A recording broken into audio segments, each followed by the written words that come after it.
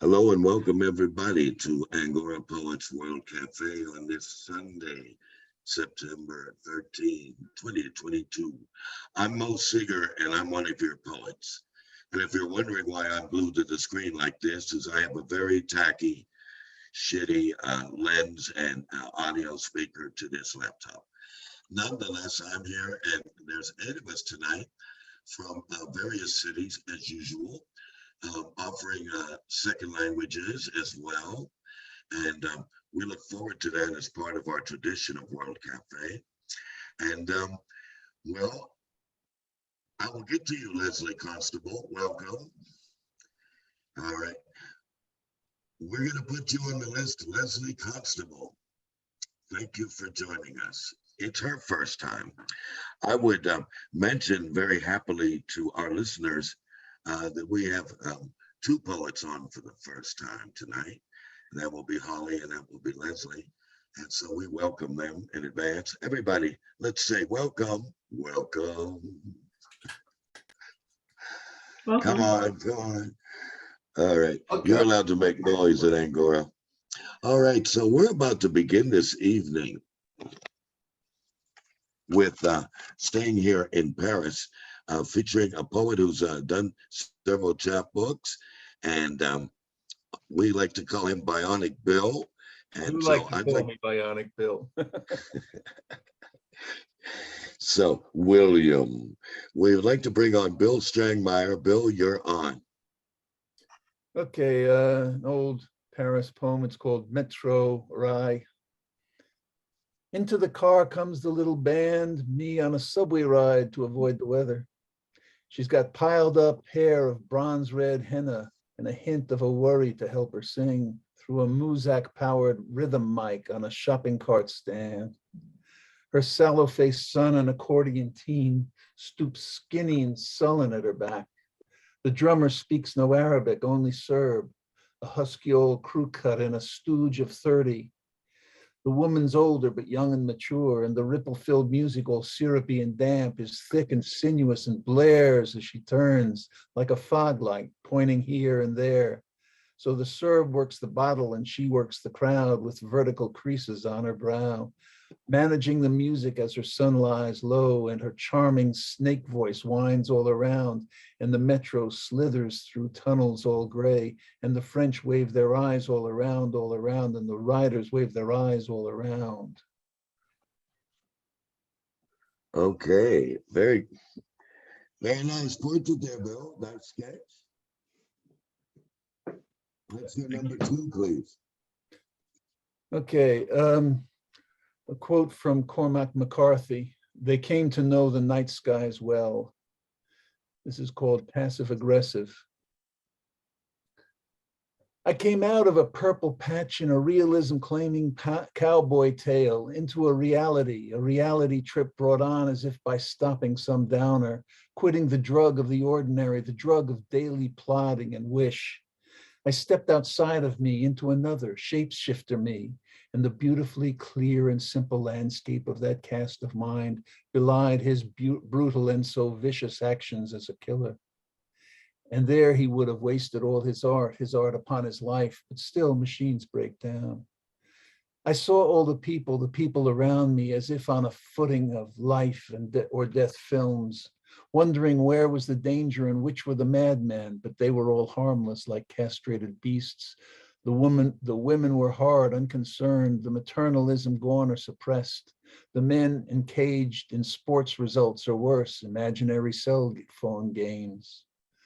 For me, a custom fit for an orca to move amongst minnows, free of the cares that ambition inflicts, above all ambitions as small as today's little needs. Idiot zeitgeist, belabored and scared as a rabbit's stark hell.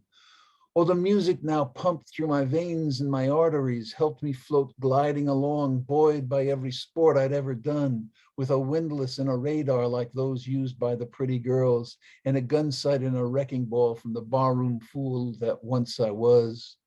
I had no need of arrogance, no need of a neon sign, for the only fear in surrounding air was discussed by a couple of wide British boyos who seemed safe from all but an army of knives. Fuck race, it's a lie. If anything dangerous came down the aisle, the us and the them would be language and menacing grins. For like them, I felt foreign and ready to laugh in this other language, unloved metro train, annoyance in my chosen land. But of course, there was nothing, and life was a joke. They were only expressing the thoughts I had made. It brought me back again to the once upon when, the back then. So easily we lose the core, the being, the living as we really are. And who we are is a quantum wave or particle, a guess and a whisper, a childhood wish and a drunken dream, piped hovering into the head cloud of our illusory world. You see, I'm still the lover that I was, the solid block that couldn't be moved, the sensitive boy with potential unused, the creator of ribaldry, laughter, and rage that would make of a party a blast. But the world has gotten so boring and thin with its rules and taboos now priming a bomb, and the games now enclosed in the ways of the lambs who believe that the sheep have real claws and eat meat. Wow. Okay. Yes. What was it? We are a quantum. We are a. What was that line? We are a particle, and you say, "Who are we? We are a quantum." Let's see, where'd it go?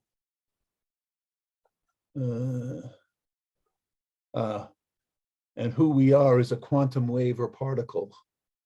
Yes. Okay. Okay. That brings it down to some basics. All right, Billy. Give us, as we call it, threes of charm. Let's hear threes of charm. Okay, a quote from Elena Ferrante. Children don't know the meaning of yesterday, of the day before yesterday, or even of tomorrow. Everything is this, now. The street is this, the doorway is this, the stairs are this is mama, this is papa, this is the day, this the night. So do childhood tears determine fate?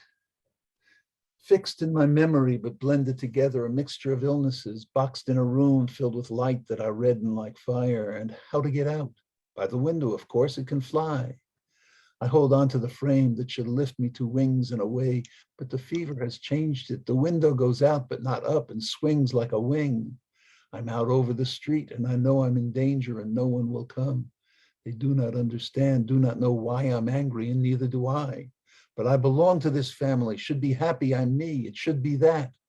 Why so hard to tell the words? Why so hard to fly along the sidewalk? But dreams are not eternity, and seasons overcome each past one in its turn. Spring airs out the room, and lolling on my bed, I fly the breeze and clouds, freed from winter in that snow of wilderness, the prey of low, dark beasts, and stumbling through the winding sheets about my feet, the sheets. I was awake from the daydream and fancies to the make-believe of life.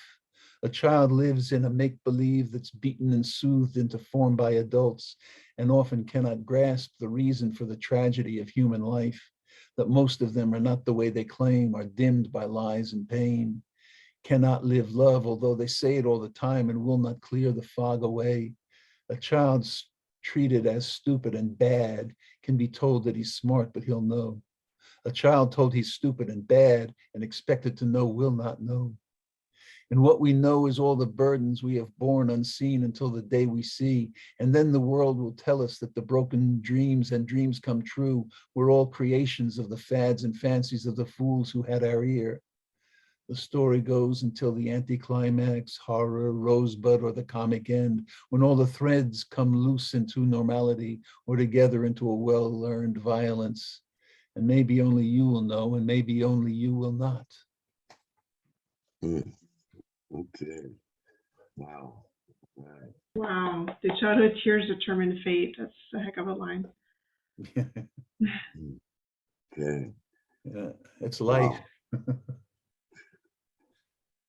Okay. Dose. I had no disagreements with the way you spoke of it. Well, the failures, shortcomings, and out-and-out contradictions. Well, okay. Thank you, Bill. Let's move on next. Now we're going to go to Austria, and we're going to bring on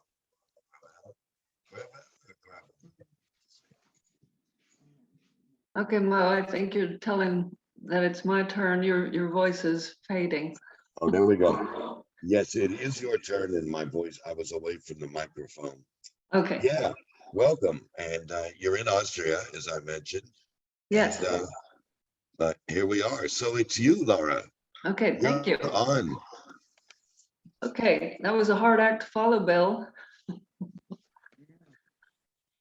The first piece I'm going to give you is in German, and it's another one of my newer pieces that I've written in German, and then I'll give you, or I think, Mo, you asked that I give the English translation first, is that correct? Please, yes. Okay, so I'll do that. It's called This Is Entirely Normal Here. In this heat, high up in front of an abandoned farmhouse, stand two lonely trees.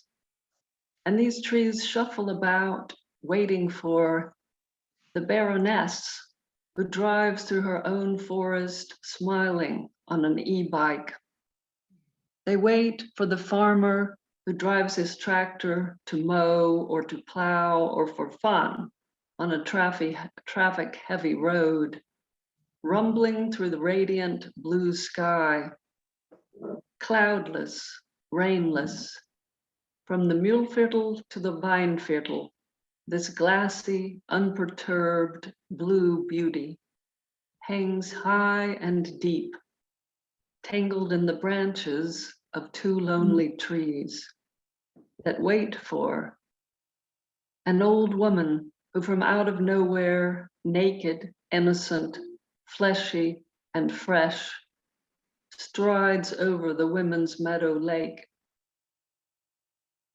Nevertheless, the two trees still wait for the old man who with his walking stick again today does not appear.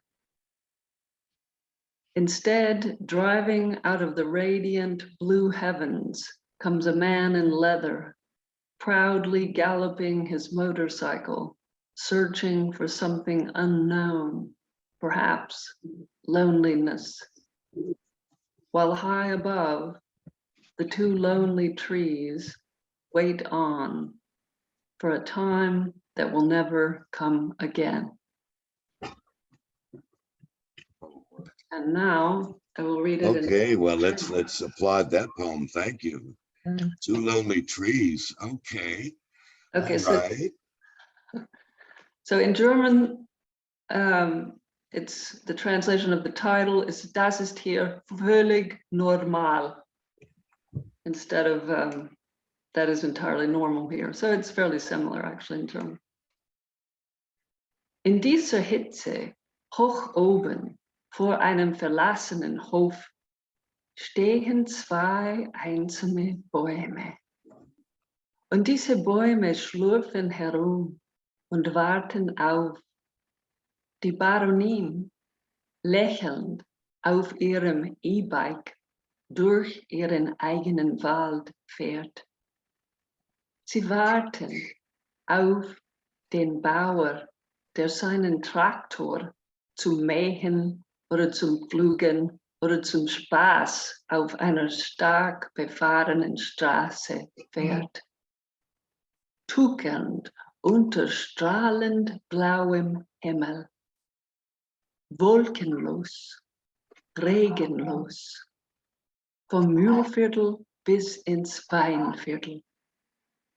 Diese glasig unbeirrte, blaue Schönheit hängt hoch und tief, versponnen in den Ästen der zwei einsamen Bäume.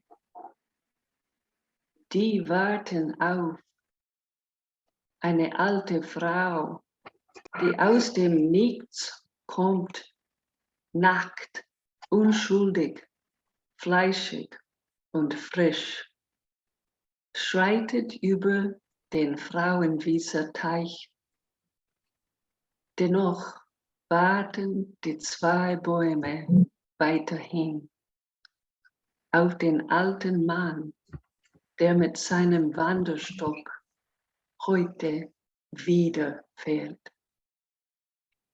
Stattdessen fährt aus dem strahlend blauen Himmel ein Mann in Leder, stolz sein Motorrad reitend, etwas Unbekanntes suchend, vielleicht Einsamkeit. Während hoch oben die zwei einsamen Bäume weiter warten auf eine Zeit, die nie mehr zurückkommt. Wow. Okay. Sounded good to me, and I only understood 5 words. I must admit. Okay. Are you getting these published in one or both languages, Laura? Well, Are you? I haven't looking for you. All I see is this tiny little thing here. Okay, yeah, it's bigger now. But I have a question. Are you getting published bilingually? Well, I haven't sent them out, and I don't really know where to send the German ones. You know. Okay. Got Right. another challenge. Another challenge. How about another poem? Yeah. Okay, this, let's see. Oh, wait a minute. Sorry, I'm on the wrong. So I will do, yeah, I'll just do, this is called Two Natashas, One Babushka, Two Cats. So it has a little teeny bit of Russian in it. I hold this day close as two Natashas arrive, one babushka, two cats. We smell them first, the cold, cold dread. Kharkiv has come with them, its dust rising like incense from their bodies. Our neighbors from Poland say a babushka lived in their mountains at home. Hearing that her sister died just before the first attack, that babushka bought a ticket, tightened her kerchief, got on the empty bus, headed back so she too could die in Ukraine. Two Natashas, one babushka, two cats, play a song of giggle and weep. They love the leafless trees. No fever or fatigue stops them taking pictures, sending back news of unwalked snow. They do not blink at our wary faces. Living faces are always beautiful. For tomorrow the war is over. They'll drive back. Their car waits, still stuffed with dry goods, blankets, chaos, for the return home, where Natasha's flowering garden waits, bursting with color, bursting with days gone by, bursting with unsung heroes. Where is your son, Natasha? Dancing the streets of Kharkiv, feet prancing over shells fired by reluctant boys whose teeth chatter a jazz pattern that longs to bite the bullet at the end of the barrel, spray teeth out to outer space, where the first cosmonaut waits to gather comrades unlucky in love. Where is your daughter, Natasha? Gathering teeth in your garden, the teeth of her love, planting these to seed a new Kharkiv. Where is your sister, babushka? Waiting at the funeral bier, spreading her baked tesserae bones across the walls in a ravishing concoction of mosaic mummery. Where is your husband, Natasha? Holding his father close, where the tunnels beneath the war breathe in and out, the cats and dogs chant. For tomorrow, the war is over. Two Natashas, one babushka, two cats will drive home in the car that carefully hugs the tightly packed goods, the blankets, and the cold, cold dread, to find the precious glittery thing that cannot be destroyed, the one possession that is intact. See it lying in the grimy street, the rucksack of hope, holding its arms out in naked supplication. Yes. Okay. Wonderful. Okay. Wonderful. Is your Natasha's, are they Russian-speaking Ukrainians? I can't hear you, Mo. Your characters. Can you hear me? Your Yeah, characters. yes, the I'm just character. curious. Are they Russian speakers? The characters are Ukrainians. Are they Russian speakers? They all spoke and speak Russian and Ukrainian. That's what I thought. Thank you. Okay. Your next poem, please. Oh, was that not three? Well, it was. You did one bilingually. So, Yeah. okay. We can pass on to the next poem. And thank you, Laura. That was very moving. And for reasons we all know about now, Kharkiv, I follow it. Oof. Okay. Well, thank you for your poems, Laura. And now let's bring on Huda. Let's go to Morocco, and bring on Huda. Hello, Huda. Cannot hear you. We cannot hear you. Oh boy. You're muted, Huda. You're muted.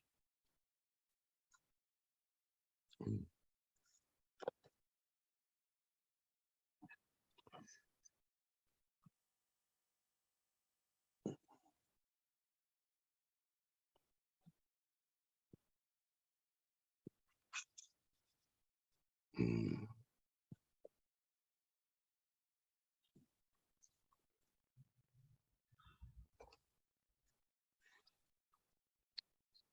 Let's see what we can get here. Still can't hear you, Huda, no. Hmm.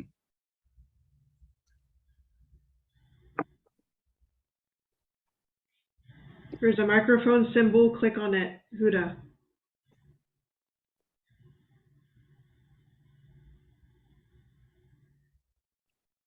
Voilà. Yay. Thank you. Voilà, And- c'est bien clair maintenant, Huda. Thank you. We're Thank ready you. for your poems. Yes, please begin. Thank you. First poem in English. I start with a poem in English, which is called The Walls. The Walls. The walls don't fall. They stay still, heading to the skies and witnessing our collapse. They do care at times, for they are haunted by the memory of the times and ours, their past, present, and future dwellers. The walls can predict what's to come. They can call names of the coming inhabitants, and sometimes they can trace them on their white, gray, or red facades, and sculpt their shapes in the labyrinth of their anatomy. The walls don't have ears. They have eyes watching us. They have eyes watching us, and the skin of their own, which captures the tired touch of our persistent yet fake structure. The walls have traits that tell the last years, the lost bottles, and the bloody emptiness that might spoil the bravest hearts.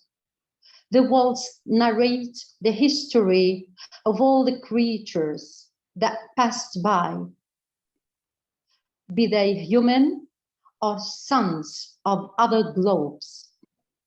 The walls don't fade, we fade in them. And they also have mouths that might swallow our beings. Yes, the walls might erase the story of our unplanned trip here. The walls don't die,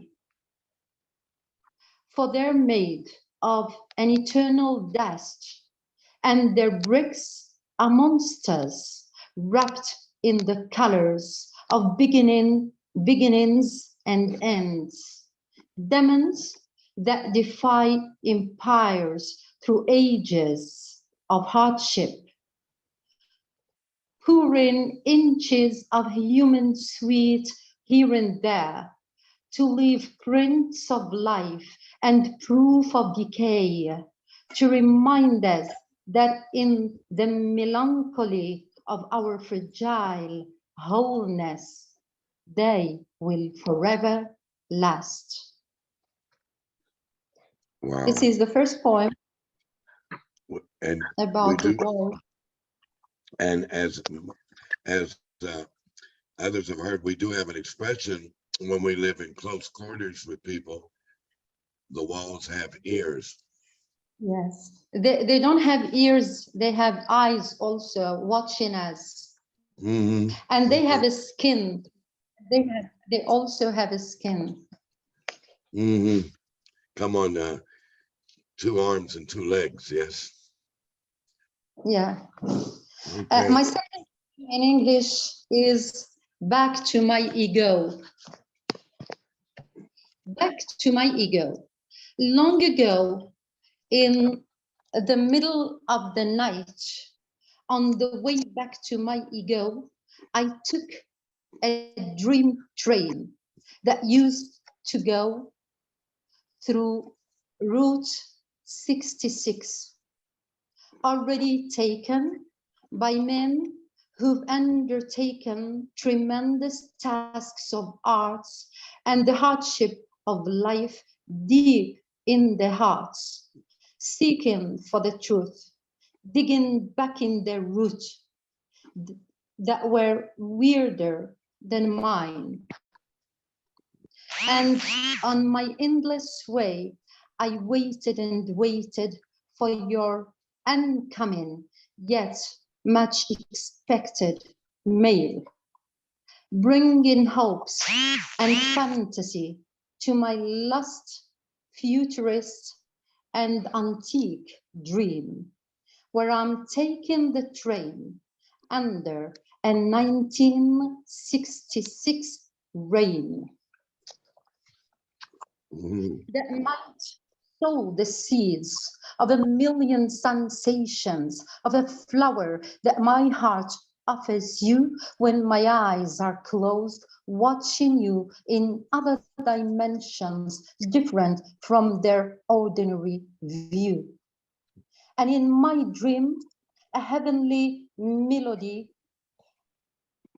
I happened to hear, where tones and notes melted with angelic images of your stunning face started to waken my heart beating for you and only you. Even when my eyes opened, my heart kept singing the song of your mail, the song of my love, and of all the years that turned the past into future, not allowing my present to take part in an illusion called you.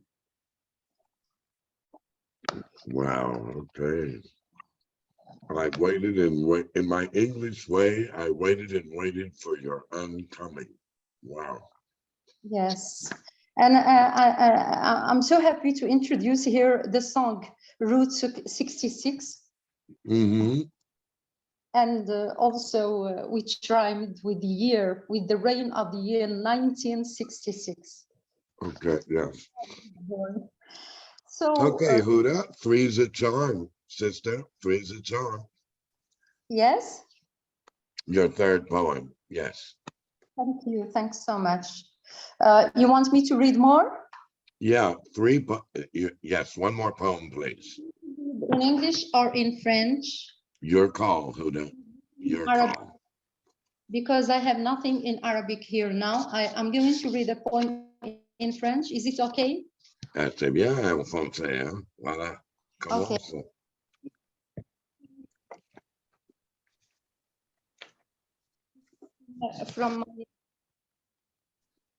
It's from my book. It's the first poem in my book, Femmes écrites. It's the first poem in my collection, Femmes écrites, written women. Sorry. Écrite avec une encre autre que la plume du temps pose délicatement, difficilement, brusquement, douloureusement sur le haut de ton ventre, se dispersant fluidement, rapidement.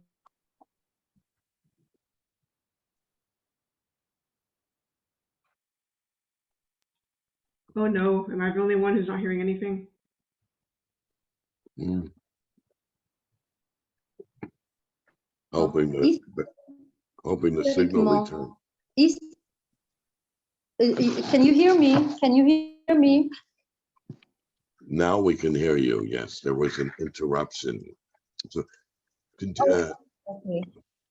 continue en français voilà. Yes. Mm-hmm. Continue your poem, Délicatement, please. je disais, délicatement, difficilement, brusquement.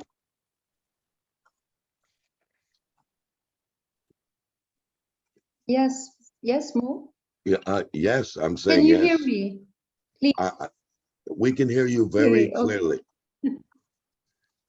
We hear you Great. clearly. So, écrite avec une encre autre que la plume du temps pose délicatement, difficilement, brusquement, douloureusement sur le haut de ton ventre, se dispersant fluidement, rapidement, partout dans ton être, creusant follement, hystériquement, historiquement dans le centre de ton centre.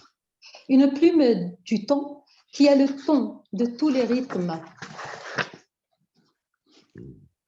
qui a le temps de tous les rythmes que l'univers a oublié de noter dans son registre pour mieux te dire, mieux t'écrire et puis facilement nuire à ta capacité d'être et à l'équilibre. Une plume avare, une plume folle qui perd la trace de sa propre trace, qui se lasse du verbe, qui raconte ton acte, car au fait, tu as été écrite sans titre et sans idée. L'histoire devait naître.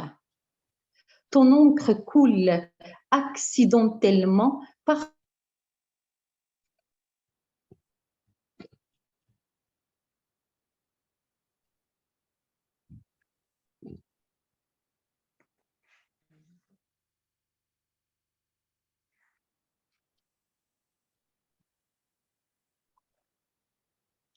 Ooh. And it was just going well and clearly too.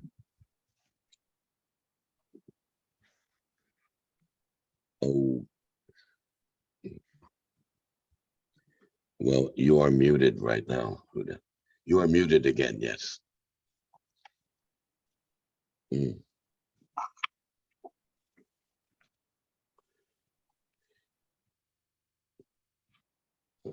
and now And now And- you are clear. Now you are Okay. back. Ton encre coule accidentellement partout sur et à l'intérieur de ton corps.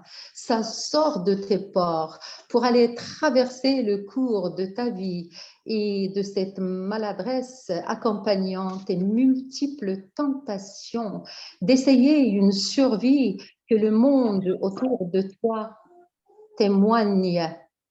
Depuis tes premiers émois, depuis que poussent partout autour de toi tes désarrois, depuis tes lamentations précoces, tes cris, tes écrits pleins de sens, mais vides de tout ce qui plaît.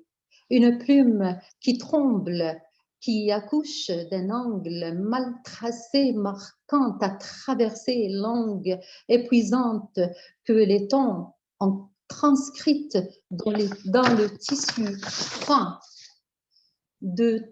dans ton tissu fin et très ancien du vêtement décoloré que tes jours portent depuis la levée sombre de ton premier séjour dans ces monts refuges où jusqu'à atteindre les cieux, où ton regard se perd pour échapper comme dans un rêve au calvaire écrit sur ton être au mot fou et en vers de pervers. Voilà. I'm sorry, I had issues with my connection and Well, it's so bad. you know, a lot of people have issues. Look at me. I have to hold this microphone right up to my nasal Yes, passage. yes. So you're not alone, and we patiently waited for you. So thank you for carrying on despite the, the signal disruption. That was very nice. Et merci Thanks pour so les much. vers en français, hein? Merci pour le poème en français. Là. Merci, merci Et également, félicitations, merci. hein? En anglais, en français, en arabe. Wow. Oui, That's oui, nice. mais je n'ai rien en arabe sur moi maintenant. Oui, Okay. merci. Merci. And stay well. And now we're going to move on to our. Okay. And now we will return to Paris and we will introduce someone who's living in a countryside, almost a countryside region of France, from Auvergne, Sophie Posey. Hello, Sophie, you are on. Salut. I think Salut. for this first batch, I will do it in English. So yeah, I'm going to start with Paris Sings, since I was just there last week. Although this poem was written when I hadn't been to Paris since I was a child, so it was 2 years ago. Paris sings. Paris. Paris sings to me through the years, through the fog of my memory tremulous and faint, from my last visit to La Ville Lumière 11 years ago. Paris sings to me like a siren from the Odyssey, not wanting to be forgotten, not wanting me to forget my heritage here in the promised land of the United States. I am French but have never lived in France. The city calls to me even more so. She senses that my heart is hers. Through the thoughts in my mind that run in black and white, the French language imbued in my brain. Through the songs I sing, my love letter back to her. Through my heart that beats in time to the whirring of traffic around La Tour Eiffel, the soft pulsing of the lights of a tower when it's lit up at night, a gilded tower of history, jutting in the velvet expanse of a night, like a lover looking for her deceased soulmate up in the heavens. I long for you, Paris, and you know it. The flesh of my body is riddled with goosebumps in remembrance of a cold of winter, when I last visited, the city sky asleep in a gray haze, pockmarked by silvery fog, the cold seeping into my hair through my pink coat, in my mouth as I looked in wonder at Paris. Paris hums under her breath as the memories unfold in my mind, like a silent film, gray shades here, darker shades there. In the shadows of the horse chestnut trees of the Champs-Élysées, the flashes of color from the restaurants of the Autostone's clothing.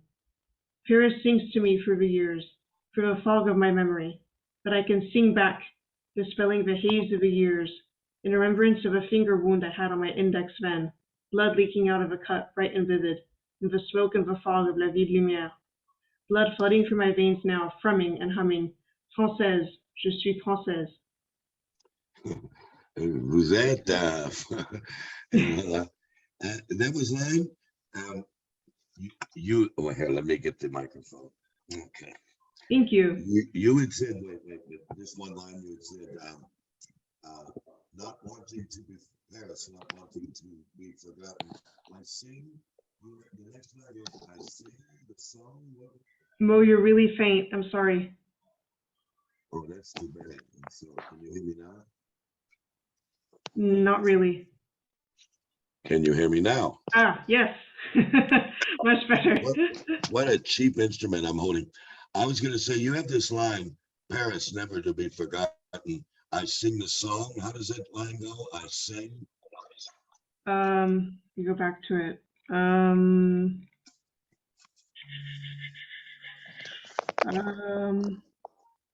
But I can sing back. For spelling the haze of the years. No, it comes early. The line comes earlier than that when you say Paris, never to be forgotten. And then you say, I sing. Paris sings to me like a siren from the Odyssey, not wanting to be forgotten. Not wanting me to forget my heritage. Yeah. And what follows that line is what I'm asking you. So not wanting to forget my heritage here in the promised land of the United States. I am French, but have never lived in France. So the city calls to me even more so. Okay. All right. Okay. So next poem, please. All right. So the second one is called Once Upon a Time. Once upon a time, you read me as if I were your soul, my child. You grabbed me with your grubby fingers, same as your grandfather and grandmother before you. Your hands cradled my leather-bound body, my pages sighing in relief as dust blew off of me. My fragrance of tempting secrets, stories long forgotten, musky beige pages made you close your eyes and smell me as a flower, rather a dried flower, a carnation of a spirit. You read out loud from my very entrails, even as I perceived yours seeping from your smiles, your excited hands, your squinted eyes, your questions, your insatiable thirst for imagination. You leapt into me and ricocheted back into your brain, your hands tracing drafts of stories you wanted to write and could never tell to your family. Once upon a time, you spoke to me as a friend, and you told me when Johnny beat you up. You whispered to me how you loved that girl who broke your heart 3 years later in middle school. You giggled to me how silly your latest story was, and how you longed to publish it when you were an adult. I stared back gently, my words a lullaby to you, my cursive sprawl a tapestry of comforts for you to remember forever. I opened up at the pages you liked best, pages crinkled by your fingers, pages marred by your thumbprints. Rapunzel, Puss in Boots, they were our merry companions. Once upon a time you spoke to me. Then, times ago, you put me in the attic. I cannot breathe. I have not breathed well since you stopped asking questions, since you stopped seeing the world through me. You are unhappy, and I wait for you, for becoming your daughters once upon a time. Wow. Okay. Whoa. Applause. Yes. Thank you. I open up to you I open the pages that you like best. Wow. Okay. Three's a charm, Sophie. We're listening. All right. So the last one is going to be Gainsborough Hat. And actually, this poem got accepted into a magazine called Perspectives Magazine. It's a magazine that publishes poems written from a point of view of an object. So the poem is called Gainsborough Hat. So point of view of a hat. I am a splendid specimen, dazzling mauve shade matching with my owner's ribbons and shoes.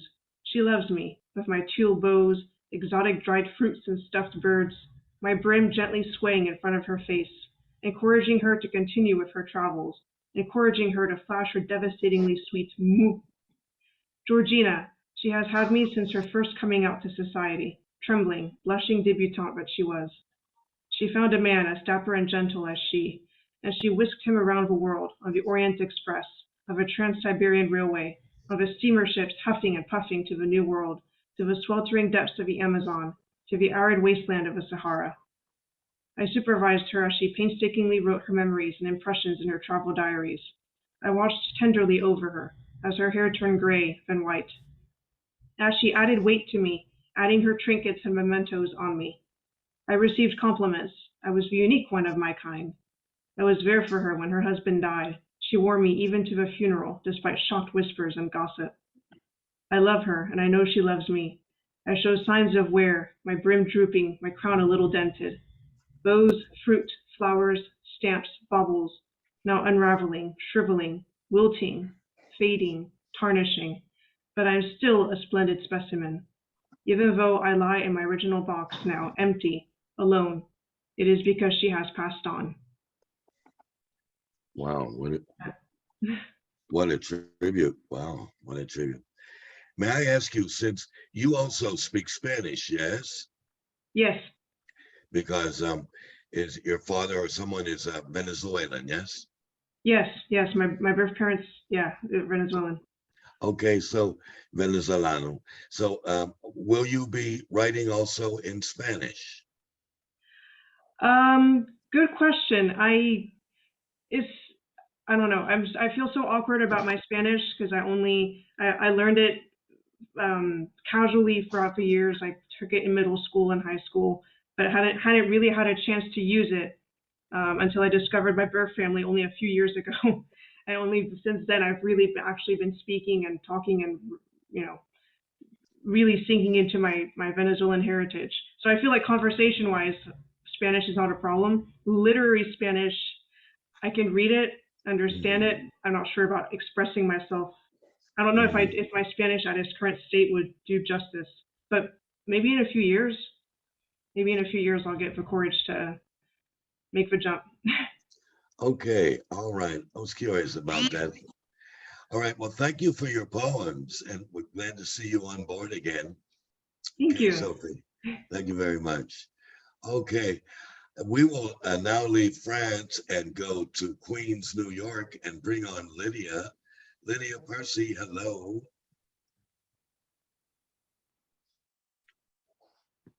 Can you hear me? Yes.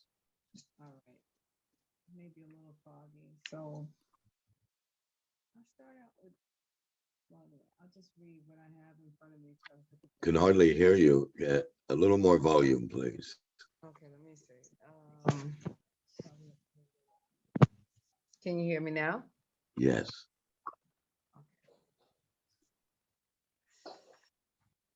So due to the fact I was at the Hip Hop Museum this past week, I feel this one just around the corner is just a tribute to all that I saw there.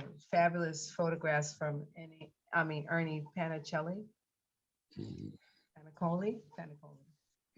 I'm not messing up. Okay, so just around the corner.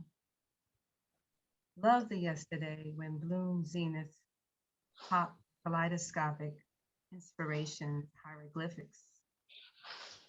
New generation linguistics, folly pledging apart stance. There was the B-boy, the B-girl, dance, hold, glance, begin helicopter, leg spins, breaking the wind, and taking their bite out of the apple, out of sour, making it oh so sweet, enough to eat, the borough to borough, the travel swads, Queen Sides, Bronx and Boogie Down, Sedgwick Avenue, BK and Bed-Stuy, Harlem World, and Staten Island, novelties like baseball, Jackie Robinson, the Brooklyn Dodger, Turnbull, stickball, kickball, Scully was gully, and the whimsical delight brings to light stories on Story Avenue. Everything old is said to be new, trailing one's constitution is esoteric evolution through a free love revolution where there are red rooms, a sacred bathhouse, and Plato's retreat. The sexual liberation free to rejoice. A dance to DJ spin heathens' anthems and hold and embrace a Bolton strobe of limelight. The disco kids, the disco whiz and jelly bean Benitez. There was Kaz and the man that made magic, Knuckles and Larry Levan.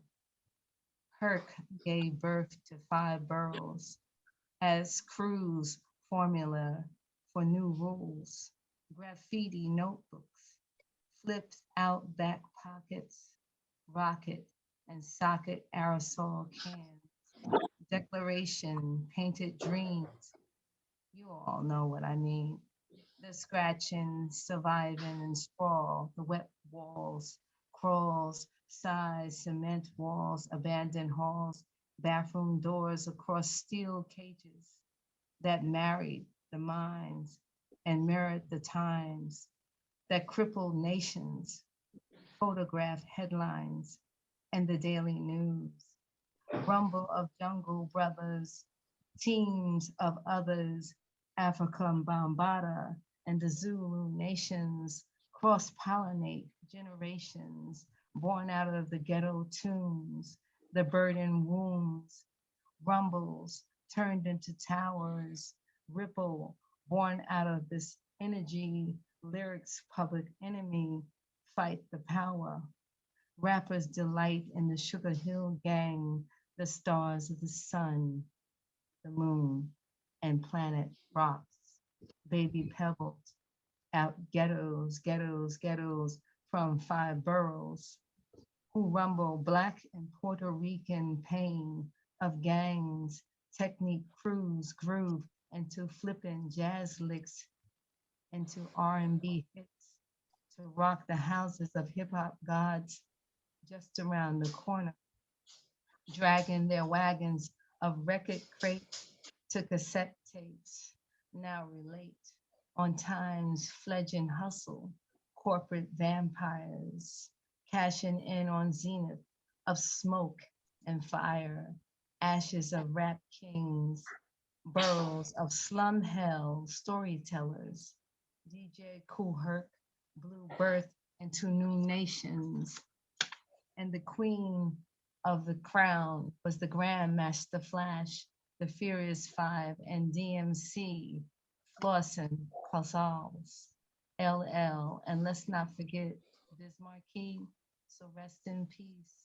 The fist bump with other tribes already on the rise and move into the final registered to the ears of music executives that pad their pockets and fill their bank accounts to millions and millions of dollars ringing a rebel rap kings of yesterdays when I was just around the corner looking in at myself, a lost Buffalo gal. So still guns be smoking, hearts broken, lives token, change hoping, just around the corner, tagging the times, new rules, new rhymes, new games, and a new rap, along with new protest songs, banners of Black Lives Matters. When you're just around the corner, now there's a new day. Okay, Jess, well, you took that corner real well.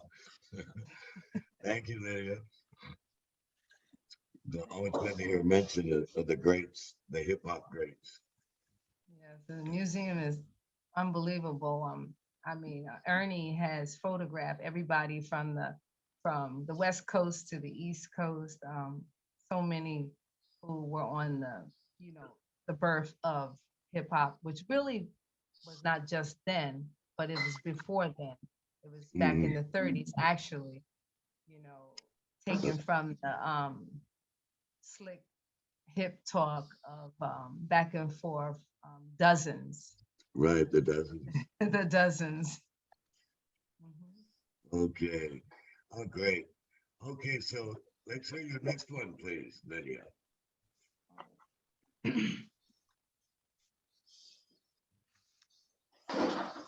Kind of look for my other one, but I'll just do an old one for a tribute to Gil Scott Heron. Found language in the microphone last night, belonging to you, brother. Aspire libretto brow, profess patois, trailing Swahili, intro to Gil meant more than his verses of In the Bottle. Somewhere there's always a black girl or a black boy there, or some old man or old woman got a problem. We all do. In 1974, everybody was breaking out, cutting loose like Billy's Strange Fruit, Nina and Coltrane, Huey, and X marked the spot. It meant calling your drum your woman, your drum your woman. Brother Gil was not just pieces of a man. He was our whole man, our brother man, our soul man. Let's beat the djembe and congas and play the saxophone in the streets, stumbling across dominance, spotlight shone. East Village, our home, his home, Baldwin's home, on rainy days in a crowded synagogue, occupy those of gatherings of Haven, Ginsburg, Ferlinghetti, the dead end near Christopher Street. I, like you, brother, took my own trip down those doom alleys, burdened by sin, seeking answers from a man who does not know. Pass me a joint, maybe give me some blow. And the grains, what we call them, the cocaine. Our demons, once angels, now devils, captured souls that had no God, just lived in glass pipes and black bottoms, burnt lips sucking on nightmares alone, scared, waiting for a rescue. Somebody, please rescue me. For there is nowhere else to hide. So we bury our pain deep inside and crack mellowed our membranes. Even then, brother, you continued your protest through the throughway of boiling soul, spewing out necessary testimony. I hear you even now, Gil. I hear you in the halls. I hear you. We all hear you. Down where night never changes to light. Knowing you, brother, in stages, black words on white pages, Through our microphones, we speak spoken utterances. We speak like Baraka and Truth, Corso and Sanchez. We speak like Chinua Achebe when things fall us apart. We speak to the tone of Dinko and the message they say. Dinko, I Dinko ye, Musalu ye, Ne na kunye, I Dinko ye. Teba Kansandala. We speak for you, Gil, for you. All right. Okay. We speak. We speak. Say their name and they are here. Last time I saw Gil was at SOB's in New York City's Lower. Mm-hmm. And one time at Sweet Basil's, actually. Mm. That's the last time. Oh, no, I forget. He was at Carnegie Hall with Mos Def. And they did a tribute to Coltrane. That was the very last time he showed up.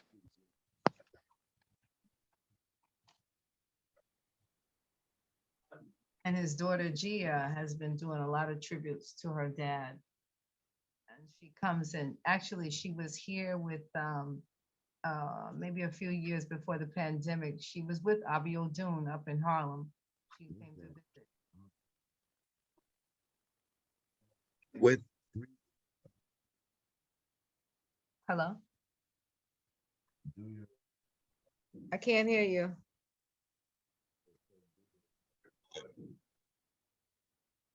Oh, I can't hear anything. Okay. No, nothing. Do you have a? Is it my phone, Mo? It doesn't work, Mo. We can't hear you anymore. Yeah, Oh. it's breaking up. Oh, that's just great. Can you hear me now? What did he say? Oh, okay. Yeah, I can hear it as an echo chamber. Maybe try without the video, Mo. That might help. Sometimes that seems to help. How about now? Yeah. Oh, that's perfect. Yeah. Is that better? Okay. Yeah. Well, what I was saying, Lydia, is can we hear Freeze the Charm, please? My phone's cut off because my phone is like on low. So can somebody take that third one? I mean, my phone is like almost at, it's 15. We can hear you, Lydia. You can, I you think can, she's, Yeah, if you want to just go through. Go, yeah, slam through.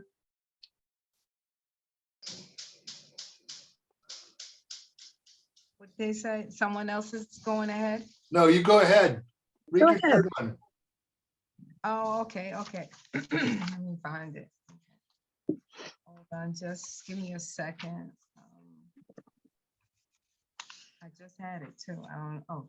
wait a minute. I'm a hot mess over here. Total disorganization right now.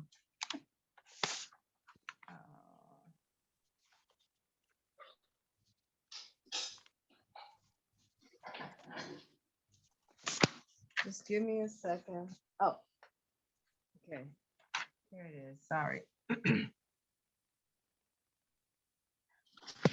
Oh, every morning at 74 in Roosevelt, the petite man on his stool can be heard parroting through the New York City subway tubes. At a bow plays painting for mind canvas, the bloom of plum blossoms, strange war, Fulangong, prisoners, torture song, and that of dancing dragons shingling along, syncopated kicks of master kung fu, the slow twist of spitting cobras into the eyes that can now see blind before me, a silence.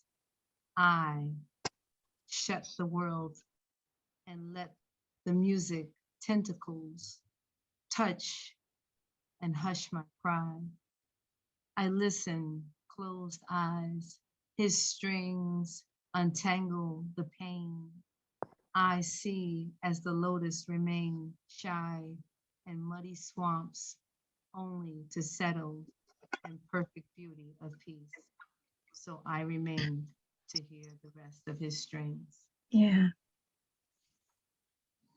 okay. All right. Very nice, Lydia. I'm glad we got through the volume problem here. Seems to Sorry. be the volume problem seems to be haunting us tonight, the online signals, but thank you. You got through clear on that phone. Oh, thank you. You're clear too. All right. Okay, great. Now that we're clear, let's be clear on this. Let's be clear on our next poet.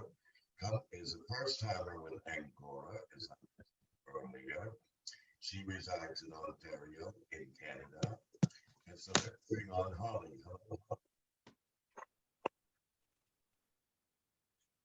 What did Mo say? Sorry. Can everyone hear me okay? Yes. Yes, yes. Perfect. So I just have it's just so loud here. I keep on having to yell at my kids to turn everything down. It's insane. So I'll turn off my video if it starts getting catchy, but otherwise I'll try to stay on for this. I'm actually going to start by reading flash fiction, as Mo said was invited or welcome.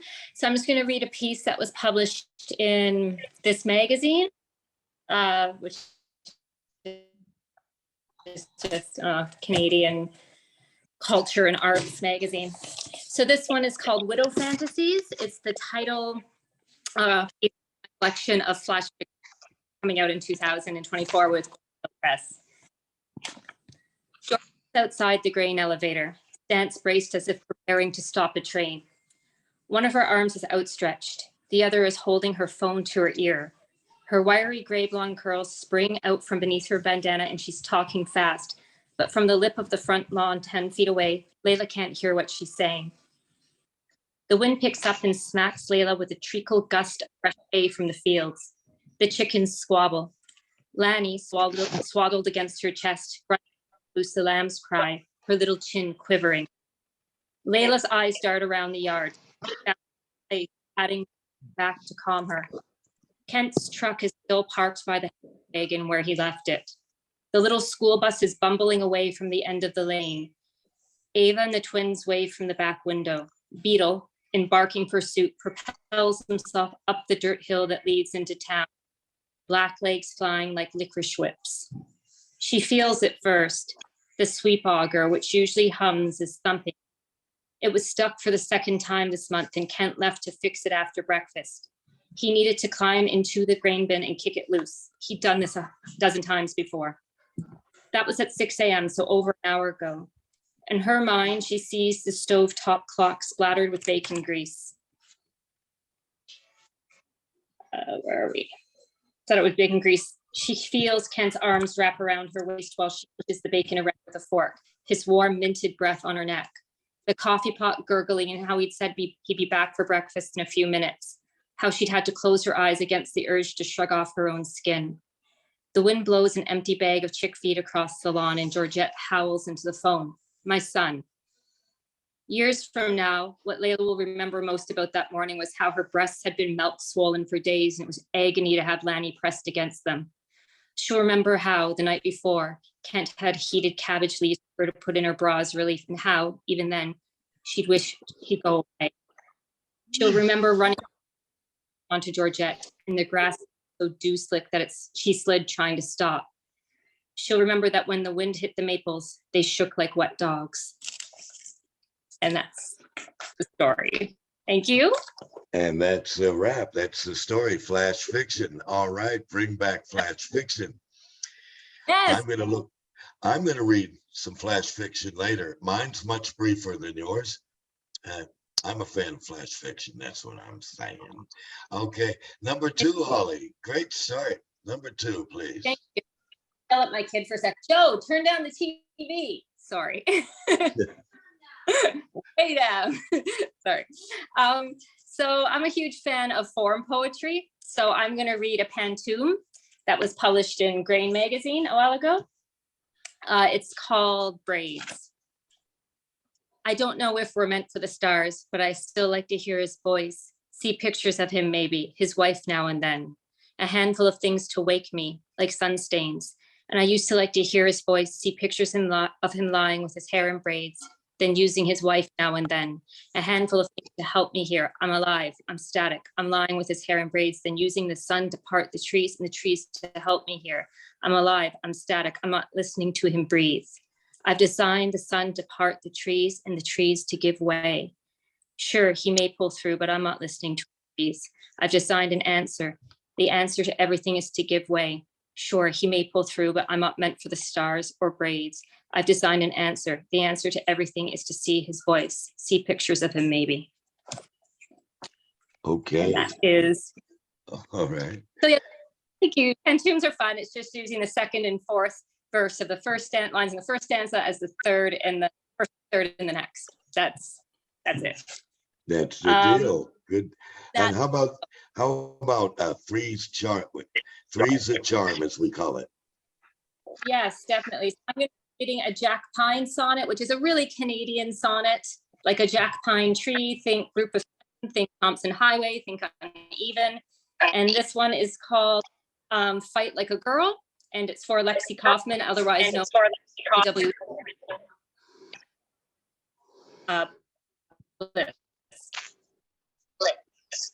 Now I don't go fighting, not without the sun. Got form, sure, but favor formlessness. Still vote, aim, some days, more than I can say for lies, loss, betrayal. Maybe you should drop the video and go just audio. Funny thing, it feels like devotion. There we go. Right. better? Start it again, please. Start again. Yes. No problem. It doesn't help that every single one of my kids is on a device. Okay. Mother of the year. I'll fight like a girl. Now I don't go fighting, not with a gun in my throat. Got form, sure, but favor formlessness. Still float, aim, and miss some days. Meaning, at least I try. If I fail, more than I can say for lies, loss, betrayal. Funny thing, feels like devotion. Feels like eyes look, then opt for points. To assail without a cause is a fist, like a cause should stay open until impact, stay prone. And sure, I've got my restlessness, but I don't go kicking it across the street like a stone. And that's the end. And that's the end. Well, all right. Well, thank you. And Thank welcome you. aboard your first time with us. You're invited to return. Well, thank you so much. And I just have to say, it's like kind of 4:13 here in Canada, and I have to take my kid to a music lesson. So if I have to bomb out early, it was a pleasure to hear who I have heard, and I love this group and its energy. So thank you so much for inviting me, Mo. Well, you're welcome. I think we're all happy that you're here, Holly. And, Thank you, Holly. And extra credit because you're minding 4 children and 2 dogs in a schedule. Yeah, so thank you so much. Like usually it's just me yelling at them, which is why I'm muted, because sometimes I can't hear people. So Yeah. I've really enjoyed what I've been able to hear over the chaos here. Right. Well, that's okay. We accept chaos because, you know, spoken chaos is a little more direct than the quiet chaos some people live in. So, okay, you know, chaos is all part of the game. All right. And yours is organized chaos because you're a mother of 4.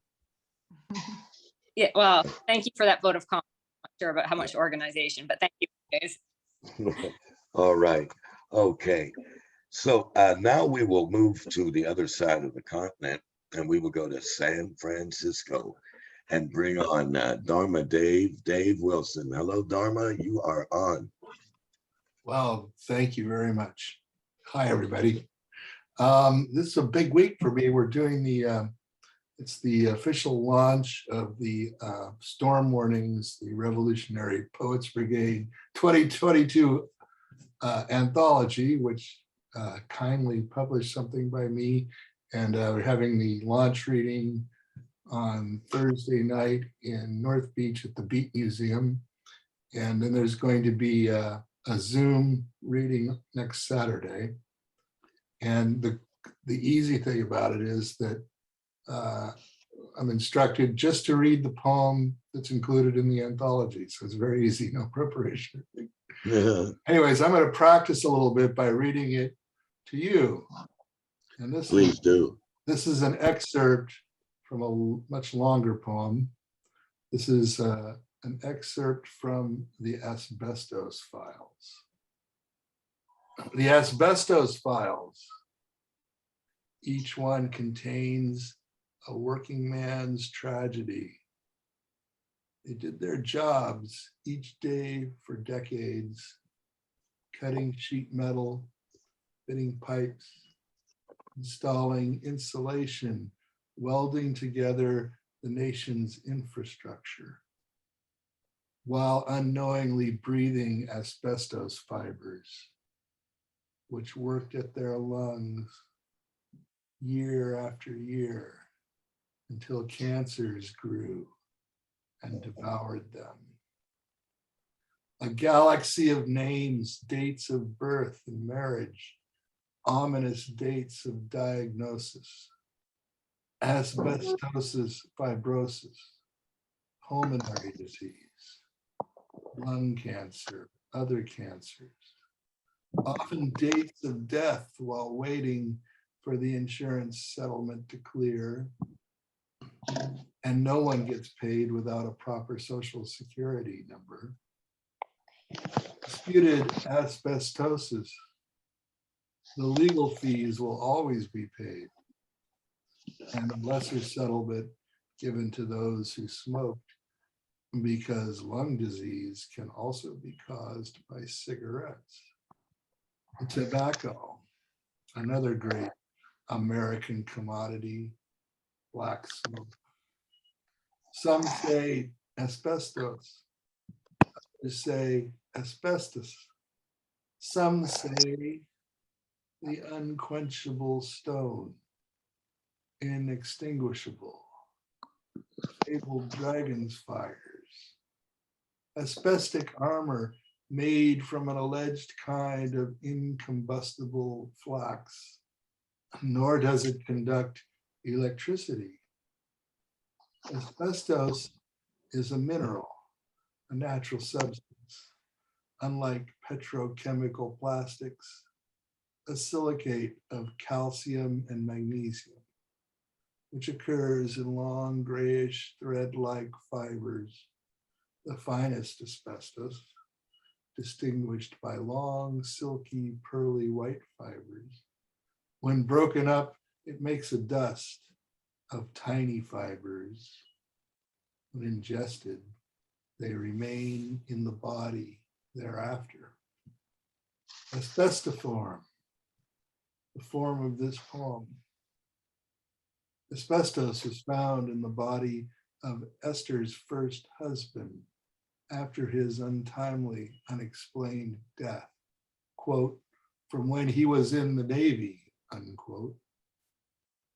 A matrix operation quality of life interferes with my quality of life. Food, not bombs. When I unloaded trucks of insulated heater pipes once a week for several years, dyed yellow dust tickling through a surgical mask. So am I a walking time bomb? Working files, lung pain, the power of suggestion. I am perhaps asbestine, not likely to take fire.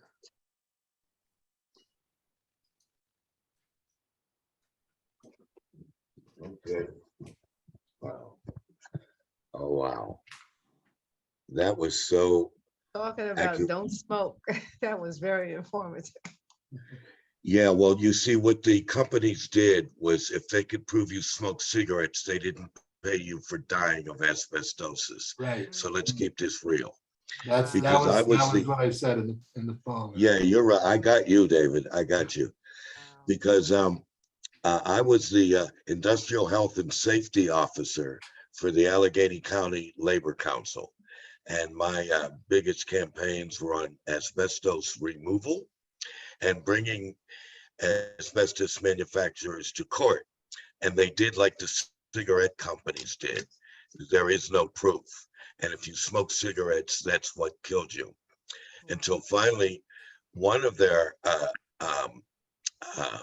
members, one of their executives broke ranks and was a whistleblower and said, we knew for 20 years that people were dying of asbestos, but we kept that quiet for fear we would be fired on the spot.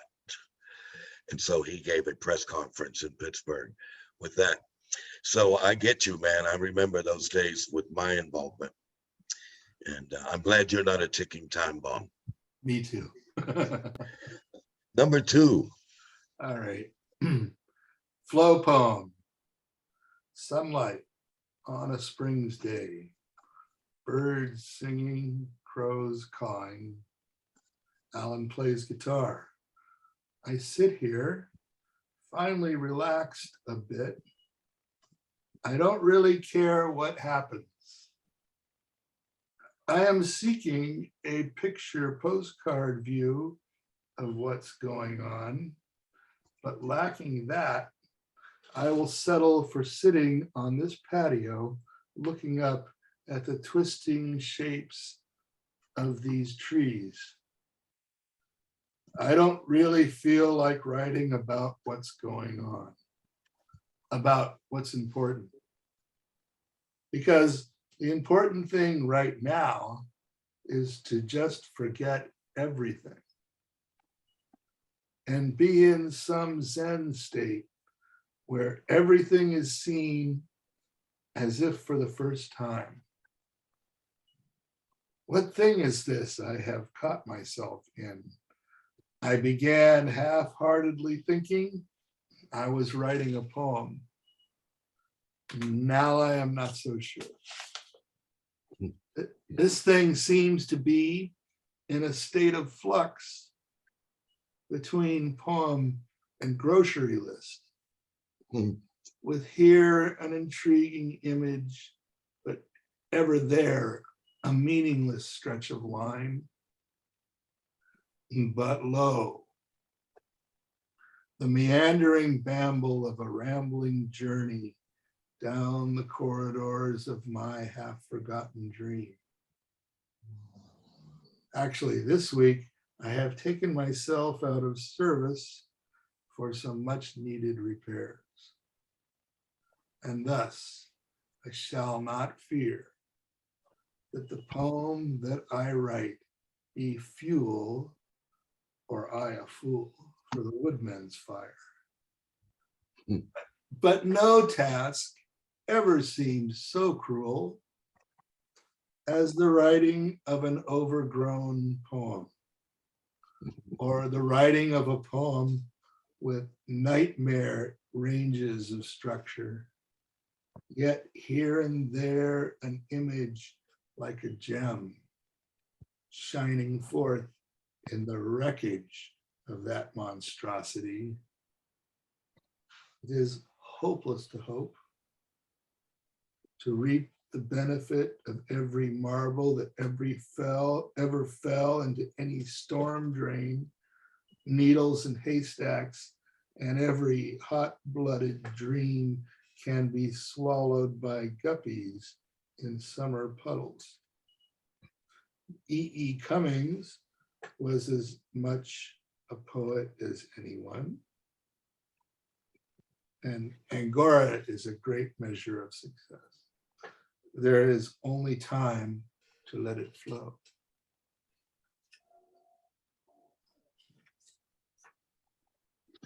I take it that's a wrap. That was a wrap. Let it flow, let it flow. Okay. E.E. Cummings. Okay. Claire has been a fan. Yeah. Claire is a fan of E.E. Cummings as well. Hard not to be a fan, but yeah, right on. I agree. Okay, can we have Three's a Charm, please? Yes, number 3. A poem unbidden. Hollow inside, as if somebody were sucking out my guts with a straw. This queasy boundary between sickness and health. This is the place where things change. This is the place that poems come from. This is the place where time stands still. I know too many people pluck at me with their eyes. Too many people draw the strength right out of me. I am trying to write a poem while my body wavers in a temporary wind. The stuff of dreams is made of fragile stuff.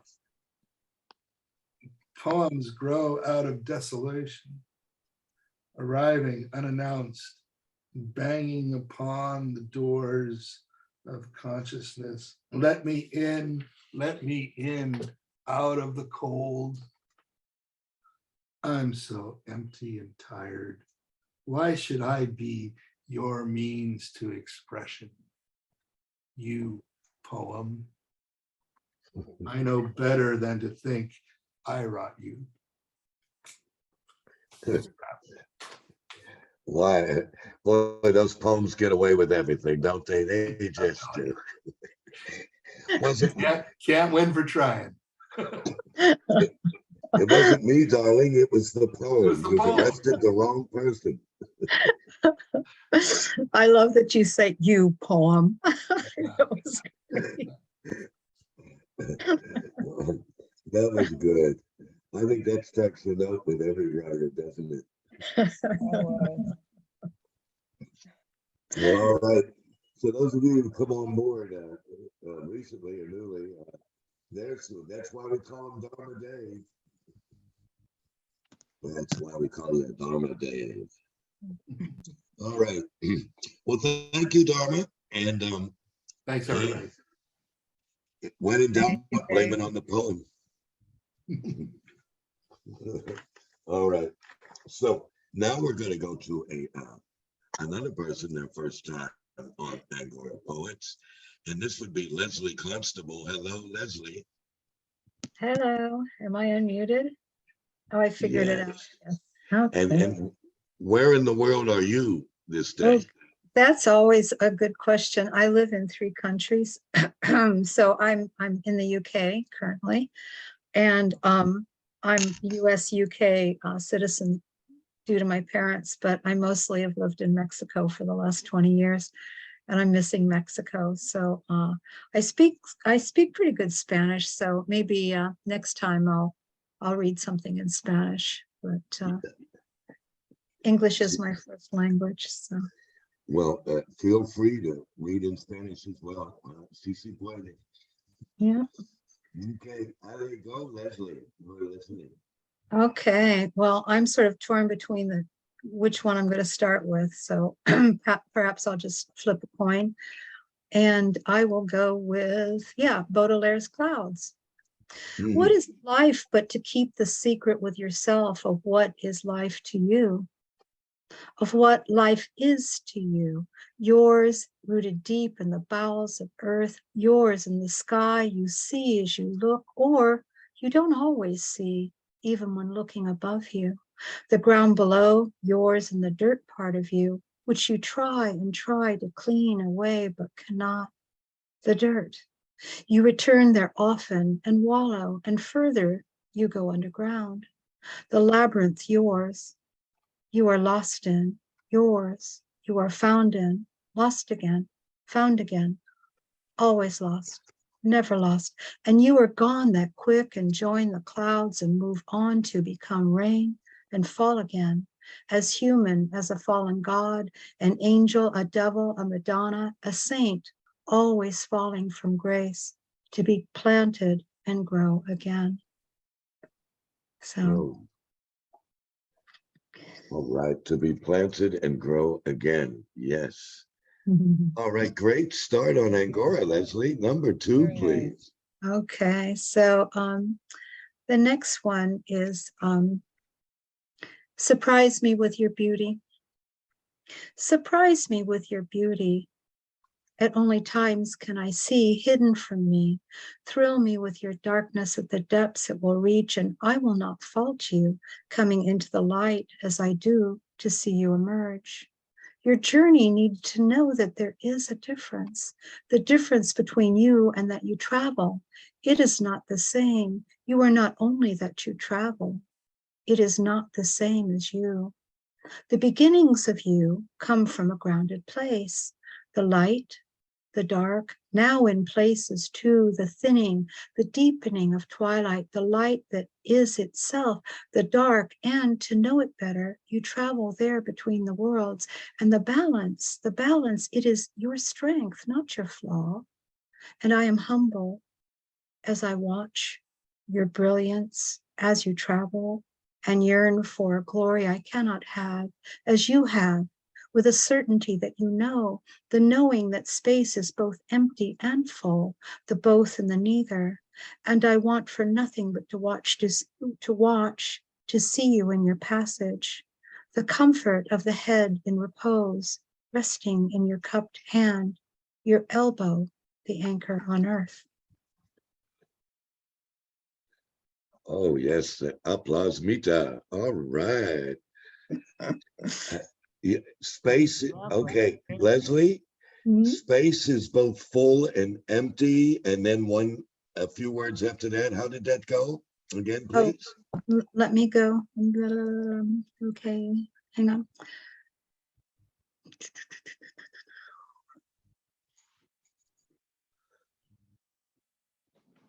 Oh, okay. I'll start again. And you yearn for a glory I cannot have as you have, with a certainty that you know, the knowing that space is both empty and full, the both and the neither. Yes. Oh, wow. That's our dilemma. That's our conundrum, isn't it? It's great. Oh, It God. gives it gives any individual, even undereducated me, the opportunity to plow, to get into that ocean of what if, what is. It's, and both are not. Right. I get it. Mhm. Okay. Number 2, please. Oh, I think that was 2. Should I do a third? I Oh, can do. well, I failed arithmetic, so let's try freeze a charm, Leslie. There's a chart. I could read 4, but that would be to cheat. Nobody else has gotten to read 4. So anyhow, but these, I'll get disciplined. Please don't. okay. Okay, so the third one is it's a fun one for me. It's called Punch Drunk. The cherries oversized on the turquoise background are simply a cover. The table would be better otherwise bare and not so cloying. If I had a whiskey, just a shot, I would be better, also not so cloying. The demands on you to be nice when you already are make you ill-mannered, like looking at fake cherries. Whiskey, one of the many cures, it makes you predictably direct, no frills, and ready to fight. In your mind, your dukes are bigger than they are. Since you punch with the mind first, then punch with the fist, no matter what the size, are fully capable. I like to punch with my mind. If the punch goes a long way, my mind works backwards, and I am young again, forever young, punching, punch drunk, punching, not going down. I like the not going down part. Wow. Okay. Hey, well, sounds like you're stable and standing. Been through many rounds and you're still there. That's great, Leslie. I like that poem. It made me it made me laugh to write it. So It made me chuckle to hear it. That's great. Because it's true, right? I mean, before I open my mouth, my brain is indicated something. right. With your mouth first. Yeah. Well, you don't know from seeing me, because on Zoom everybody is equal in size, but I have met Laura in person and she knows I am 5 feet tall. So and I'm a pretty adventurous person, so I sort of had to like be ready. Yeah, you do. You do. Early age. So Now here you go. Are we to call you height challenged or just 5 feet tall? 5 Like feet that. tall. 5 feet tall is good. Yeah. Yeah, Well, we can get here in the UK, they don't use the term half pint to call somebody who's short that, but I often at the pub cozy up to the bar and I order a half pint, and then I have to tell the person at the bar that that's what I would be called in the United States. yeah. Okay, but someone might say that you come as a half pint giving a full cart. Something. You know that, like tonight. All right. Which number? Okay, so that was 3 was a charm, and that was great to have a laugh. Great. It's good to have some humor in everything we have to go through. So welcome on board your first time, and we welcome you back, Leslie. Oh, wonderful. Thank I'll be Welcome, back. Leslie. Hello, Leslie. Welcome. Thank you. Okay. Now. Okay, so now we are going to return to Paris, and we are going to bring in our bilingual poetess, French woman who writes so well in English, and that would be Claire Adriani. Hello, Claire, you are on. You are muted. Hi, guys. It's a pleasure to be here. Hi, Claire. Hello, Laura. Hello, everybody. Leslie. Hello. So I have 3 poems, as I should have. And so 2 poems will be by me and 1 by Emily Dickinson. So the first one is Tree of Life. So there's a pun. I really want to say that because it was the whole point of the poem is that I was thinking of, you know, the Genesis and the tree of life as and I made a parallel with the Christmas tree. Tree of life. I wish you were there next to my cold elbows, next to my breast, and would hold me as if I was an angel without wings. I wish you were there to hold me next to the Christmas tree, as if I was the most precious thing you have ever beheld. And you would take me in your arms without damaging my wings, but by inflaming them, so I can go to hell with you, while you would sing with your Adam's apple. Sing your despair not to be able to turn an angel of the skies into an angel of fire. But you were wrong. I feel it all along my body right now. A burning fire, the ones you find in loving homes, in the chimney, in my heart, in my legs, so that I want to fly. A fire of union, one that warms you up and makes you want to become one with the person that understands you. I want to sit next to you and smile at heaven. I will give you more apples so that the tree of love grows and stays young inside. I will be thoroughly conscious of my sins and will shout hooray. We will listen to Frank Sinatra and dissolve into dust. All right. You'll do it your way. Okay, Claire. Number 2, please. Number 2 is the apple. No, I did just do the apple. Yes. Again, it's very centered around the Genesis. Evil is like a mosquito, drinking your blood when you're not looking, flying behind your head when you're reading, mocking any kind of wisdom or integrity. It waits for the right moment to sting when your spirit is occupied with ethereal material to the point where your body itself feels like it's absent. But a malevolent noise betrays it and gives you just enough time to avoid the unwanted sacrifice, to be made aware of the lack of innocence in the air. As you struggle to kill the intruder, you find yourself feeling helpless when confronted to such a tiny enemy that can hide for hours before it gets to your flesh and quenches its thirst for humanity. Maybe it is this humanity that it envies, and your blood is just a casualty, some way of accessing the root of it. Being human, showing mercy, not needing anyone to survive, is it what you're seeking? Like a vampire feeding off people's skin? Really, it is peace you're looking for by enslaving the other, a promise of liberty, by making the other a victim to your ambition to become a respectable thing. Like the worm in the apple, you invade your host until it disappears.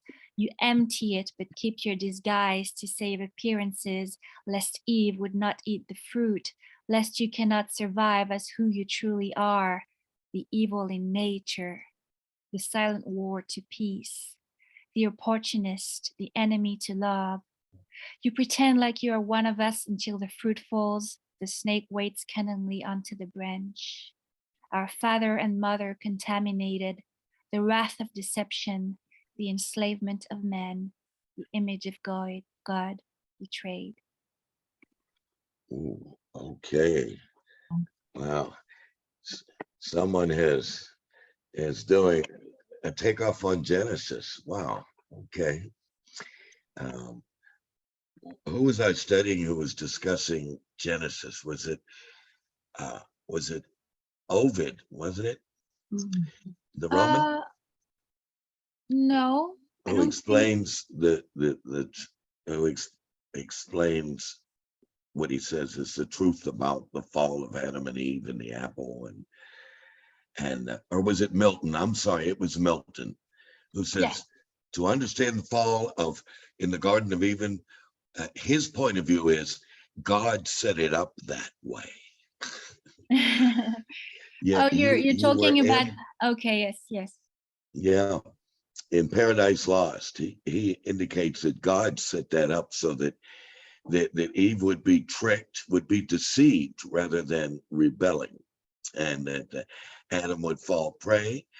And so anyway, there you go. So what's next, Claire? I'm gonna read a poem that I love by Emily Dickinson. Yes. I'm just trying to find it. Wait. Here. Okay. So I don't know if you know it. It's called The Brain is Wider Than the Sky. The brain is wider than the sky, for put them side by side, the one the other will contain, with ease and you beside. The brain is deeper than the sea, for hold them blue to blue, the one the other will absorb, as sponges buckets do. The brain is just the weight of God, for heft them pound for pound, and they will differ, if they do, as syllable from sound. All right. Very nice. Very, very nice. I love this poem. Thank you so much, guys. Okay. Okay. Thank you, Claire. Thank you, And Claire. That was nice. Thanks. yeah, I think they went over well. Very nice. Okay. So it's my turn now, and I'm gonna find myself right here on let's see, what do I have published here? Well, I'm looking. Give me a second now.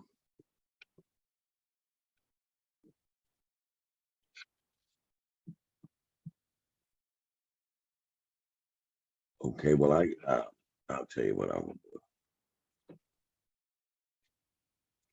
I had a request last week from Laura to post this poem that I read last week, and I tried to post it, but it kept coming up scrambled instead of orderly lines and into stanzas. So until I figure that out, what I think I'll do is just read it tonight again, and dare say call it by request. And mention to you who don't know that this poem was written in Nicaragua during their civil war, when the Reagan administration sent in the former military that was exiled in their revolution, and basically followed a right-wing and proto-fascist ideology. So there we go about how that was going on. So I wrote this poem, and it was published in the States and then banned from the bookstores. So the French Ministry of Culture published it, and that's how I got to Paris. So it was translated into 3 languages, and I will read the original in English. So here I go. It's called Rio Escondido, and that means hidden river. A rusted bow, this aged plow, the people's boat, churns a warm froth beneath the hull. Escondido, swimming slow and thick, a tropical soup. So torrid on deck, the banana peels itself. Skin of my face, a leather sweat, eyes bulge through tanned mask. See the simple fish dart and flee from invading piranhas, Miami hatched. Tears for the massacre below. Tell me, what is the news in Washington? At dawn, morning she was in Bluefields. The Creole woman ranted, she raved, gone mad, as Reagan would be her emperor, her wild eyes fixed on mine. She said, my man is gone, cut like Cain, hail of metal called my name, Te amo, Nika. She moaned, earth quaked, she wailed, palms shook. Her grief-worn seams spread to a gaping hole, viscera oozing pain of foreign policy, of voodoo on this land. And she set a potted wandering Jew laced with marjoram at my feet. And she danced black locomotion, an herbal cure, she said, for the poisonous gringo garden. Nurture and live, and she laughed. How do I explain such things? How it goes here, bitter sweet. Volcano Messiah was made a carnivore. Somoza fated children and a poet. Spitting sulfur ash of their bones, their words rise, descend on the rain, flooding the fields, hemorrhaging the furrows, as germinations chant, we rise whole again among you. You must come here and listen, my love. Share this belief I cannot convey. Piercing sun splinters, flesh river mud cakes, our thoughts baked brown, each breathing oven cram from port to stern. I think of our sun above the hills, our river Allegheny rushing below the house, you in a morning bed. I brought you red and white carnations in a simple bottle filled with clean water. It was May Day, my love. Great rivers now divide us. We sweat in separate ways. Secretly, I name a flower for you. Pink latania, red swallow burst in floral cannon from swollen banks, choked thicket green, where La Contra nest for ambush, these squirming parasitic larvae. How we check our fear, blind truth before maniacs. My song is De Colores and an Irish lullaby.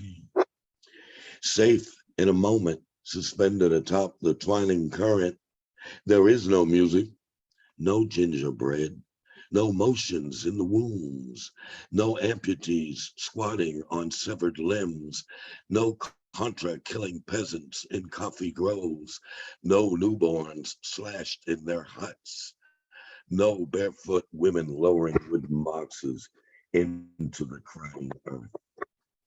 You know, I have seen the Southern Cross sparkling sprawl above the rested hills of Nicaribe, ascending snake trail canopied in palm bamboo.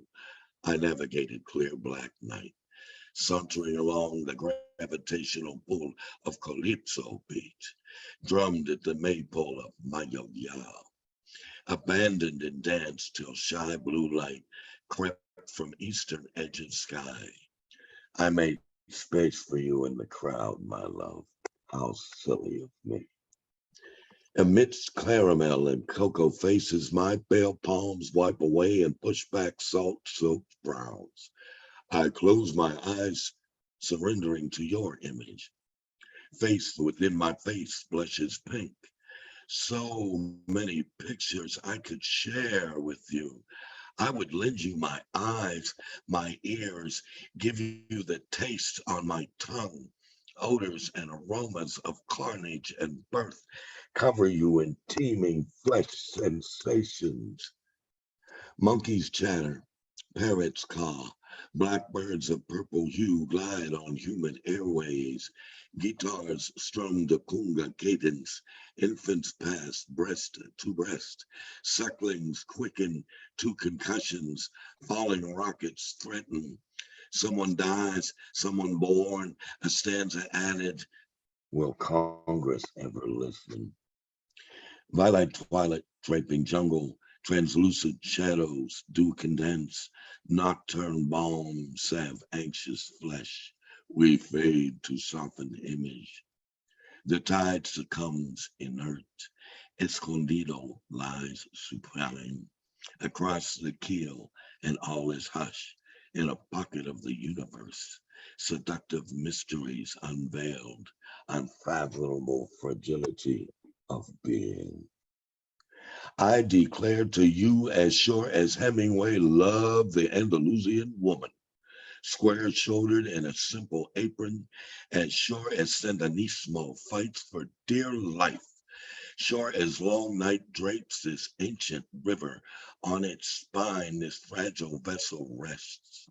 I will remember today in pink, in red, in caramel, and also cocoa of melodious strings, resounding rhythms, as I remember you, my love, at home among the swaying sumacs in our garden, as we sang and danced so graciously, making love to De Colonis, parting to an Irish lullaby. Our dream of sailing to the far horizons of this determined little nation where freedom is honey, justice is bread, always best when taken together. There we go. Yomo, why would they ban that? That was Well, excellent. because what the bookstore owners told me was someone called them from one of the government agencies and told them that the book was in collusion with an enemy of the state of the United States. That I was praising a country that they declared was an enemy, Nicaragua. Yes, And yes, indeed, yes. they were warring upon Nicaragua, and I was well published as a journalist when I got this poem book published. So they wanted me taken down because I was being read. Simple as that. And so the French picked it up and issued it, and I recirculated it, the French version, in 3 languages. Wow. So yeah, that's how that worked. And that's why I came to Paris for the book opening. Okay. Bravo. So, okay, this has been great. I'm going to limit my contribution right now to just this one poem. Maybe in the next round, I can find my very, very short flash fiction. And so, wow, this has been really, really intense. I have been taking notes. I have been taking some notes. So, from Genesis to asbestosis, I'll tell you what. Mhm. Right, and those who punch with their mind first. That's all right. Okay, so why don't we take take 5 and then come back and contribute 2 poems each. Okay, so let's take 5 a minute and chat amongst ourselves if we like. That was as 10. We started out as 10, and our mother of 4 had to leave us for family responsibilities, and our great member from Morocco, Huda, has lost bandwidth. So we will band with the 8 who we have, and let's begin with you, Bill Strangmeyer, bringing you back on. You are on. Okay, this one's with a quote from Isaac Dinesen. Love with very young people is a heartless business. We drink at that age from thirst or to get drunk. It is only later in life that we occupy ourselves with the individuality of our wine. Debate dream cipher. When we were young, the times return. Truncated memories and edited talks, wisps like the flutterings of birds, conversations carried on, interpreted and heard my way, in 1 or 2 dimensions without well-mannered interventions, rude asides, embellishments, but always your adoring eyes or hurt. I never get it right, for centered just in me, I see but you, your role. I see your kindnesses and errors, all you did, the right and wrong, but never how I prompted or reacted, gave or took, seen through your eyes. You screaming on the road, I know not why. Was that a wound? Was that the wound that took your beauty, now lost from your face? Did I give then the tenderness I feel towards you now in reverie? Were you as cruel in striking down my dreams as I now do believe? I do not see my cruelty as something in the script, as something in existence now or then, but every nuance of your eyes is still alive in every cut of knife. It isn't that I don't remember, just that I cannot remember what you felt. I could if I were prone to insult, just to taste the pain, a sadist with the love. Just in dream, I see me blank as if within a cardboard suit or crystal ball. I know that wasn't how I lived, but why then are the memories so pale? Why do they leak through fingers curled as if a wind were sifting sand? Yes, yes, yes. Very nice. Very nice. Put the right questions. Okay, number 2, Bill.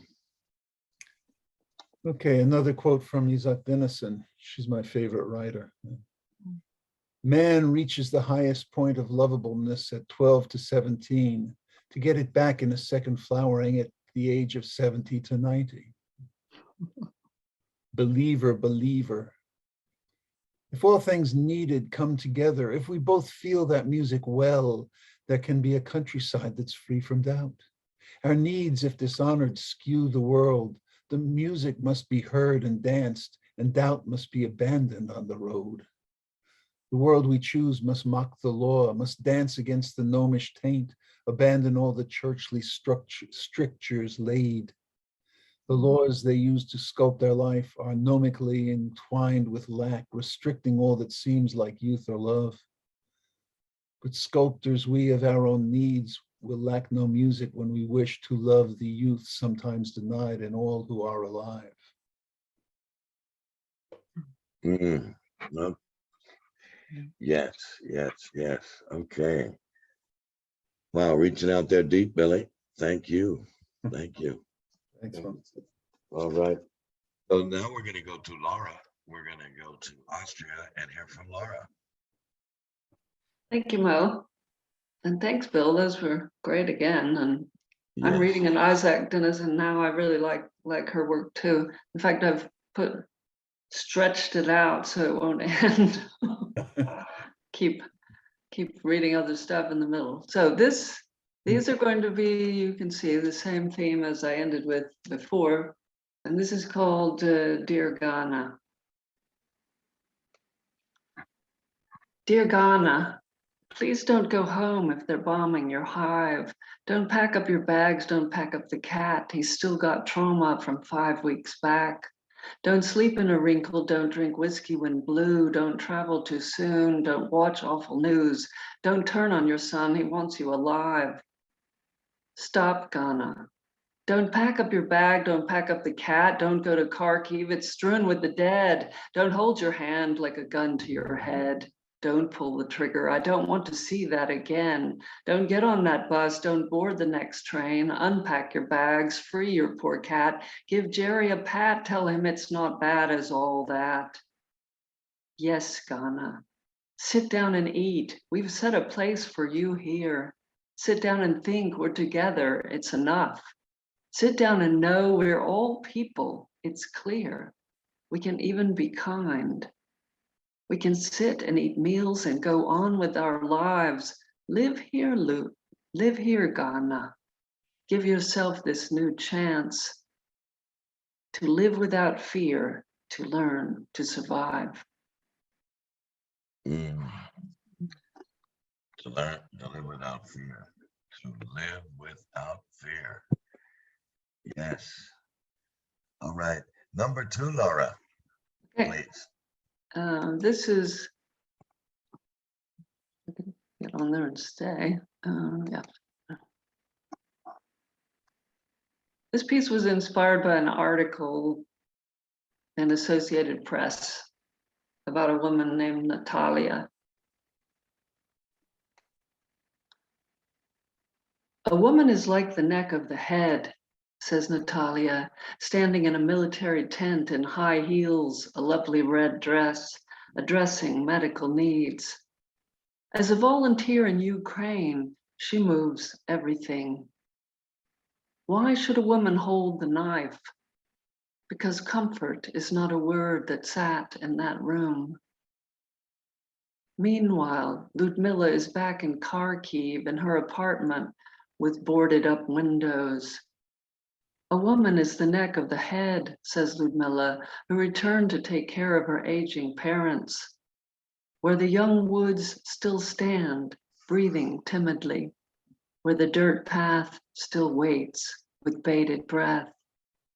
where the children play in the park on swings embedded with shrapnel, unfazed by the sound of distant artillery, by the sardonic jokes of those who survived the night. Some of the flowers will grow, they will rise like the people denied. For Taisia remains in Poland, holding her baby son close, while she dreams of return, while Zaporizhia, her hometown, and her husband remain near the front lines, where there are bodies in the street, where people drink melted snow, while for her, time has stopped. She dreams of forests and fields and food. For a woman is the neck of the head, says Galina, whose teenage son has stopped asking when they will return. He probably knows they can't, though he said, stay in Warsaw, don't go far from home. For everything is uncertain, crushed with sadness. Meanwhile, Natalia in high heels in a military tent, smoking sweet cherry cigarillos, in a lovely polka dot dress, to a backdrop of bombardments and air raid sirens, her backpack pocket holding a list of family contacts in case of her death, stands in the rubble, delivering medical lessons, turning the war by the neck of her head. Wow. Wow, what a depiction. Amazing. I'd like to mention that we'll not go down. I want to mention an inconvenient truth and solidarity with your, I want to mention an inconvenient truth, Laura, in solidarity with your poem.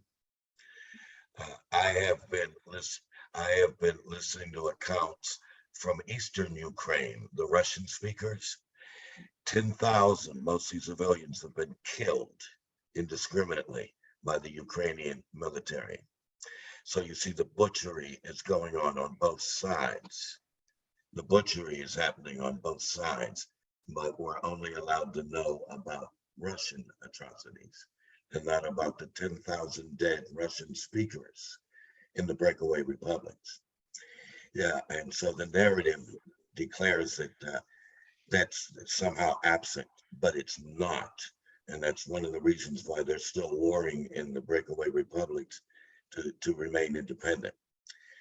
10,000 of them were killed by their own military.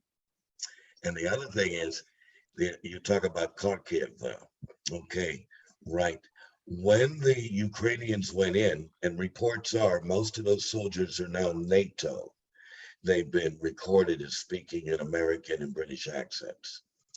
So which explains their military success so suddenly. They started doing what they weren't able to do before, and that's win some battles, you know.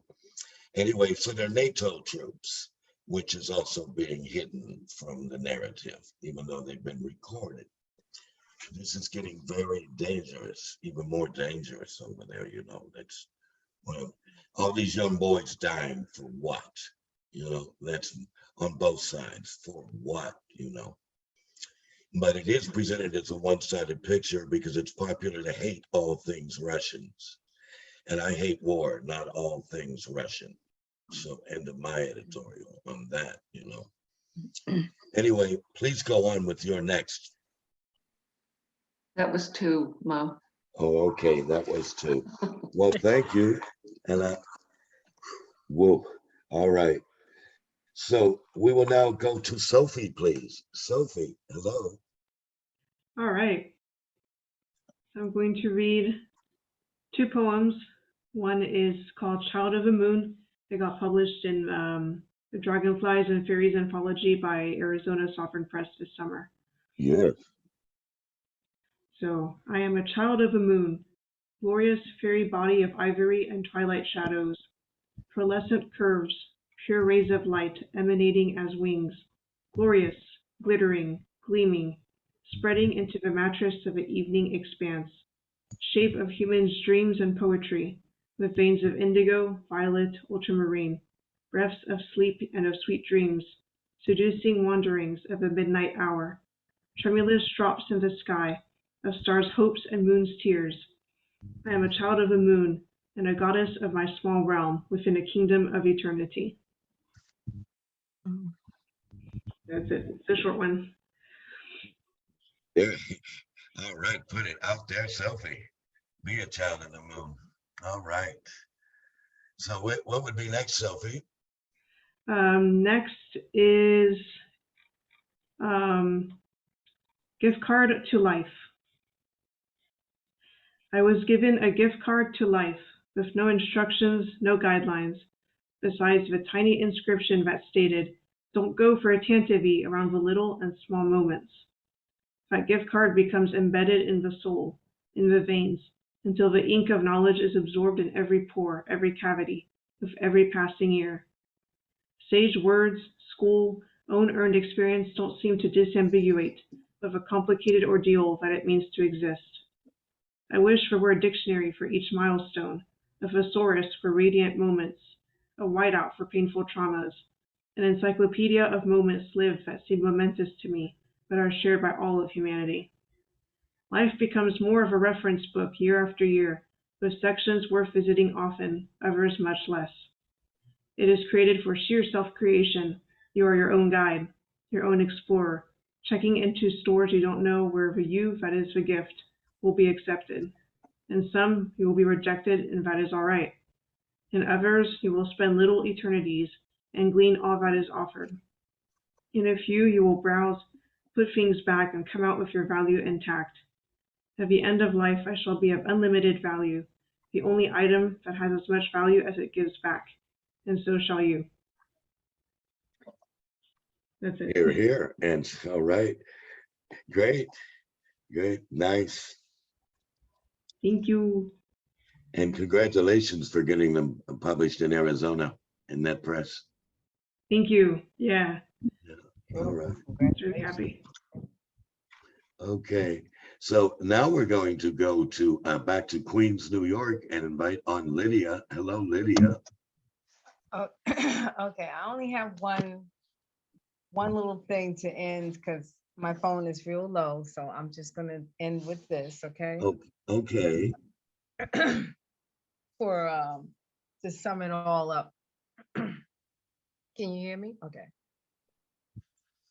So Yes. they call us surfers through cyberspace. Whose place? Our space.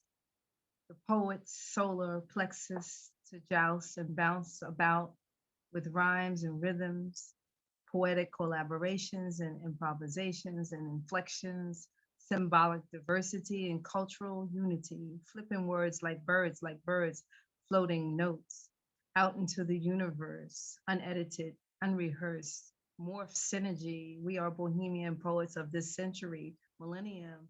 I, the ebony, black, and blue of 5 points. I write my subway haikus on train seats and jam jazz leps notes on staircases. So this is to say that we are the children of the revolution and the rebellion, the protesters and testers to document these times, our times, as did and still does Dylan's protest song, The Masters of the War. Ashe. Okay. Yes. Yes. Yes. Yes. Okay. Number 2, Lydia. Oh yeah, you have one. You say, right? Yeah, You have like I have 5% on this phone. Oh dear. Okay.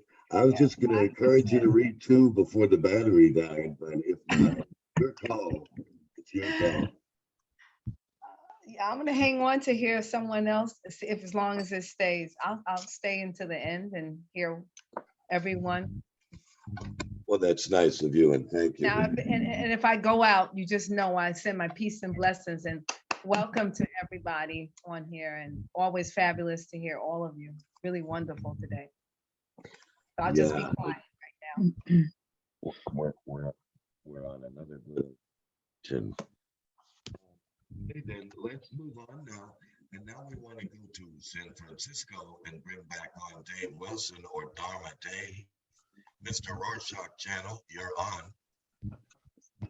That's great. And so happy to be here with all of you. Lydia, thanks for hanging in there. And Angora is just such a wonderful venue to visit and to be a part of. And Leslie, so happy to see that you tuned in and come back again. I hope you do. Hi, Shaw. It's wonderful to be here. Thanks. I'm going to read a San Francisco poem, I think. Speedy delivery.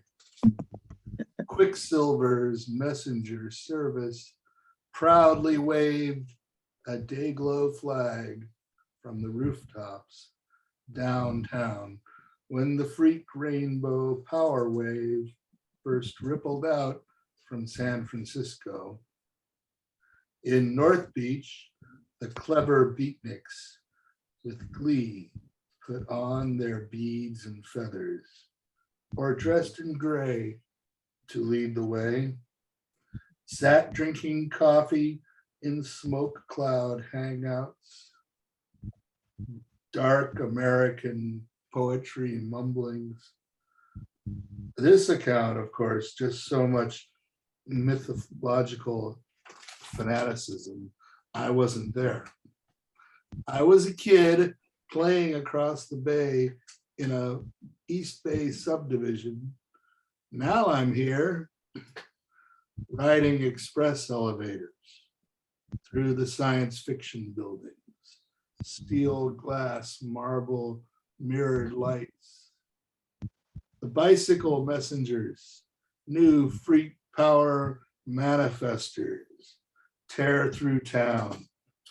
Long hair and dreadlocks, flying tie-dyed shirt tails flapping, walkie-talkies squawking. I move at a more measured pace. I'm slow. Small-time tyrant boss yells threats at me over the telephone while I examine the check he gave me, light as a feather, and look for other work. I am not Mr. McFeely, rushing about from dawn to dusk. Speedy delivery, speedy delivery. No time to talk right now. Busy day, busy day. Speedy delivery. They must be paying him a lot more than me. Or he does it from a sense of duty. Maybe he just likes to ride a bicycle. I've had my disagreements with bicycles over the years, and the streets of downtown are not the place to resolve them.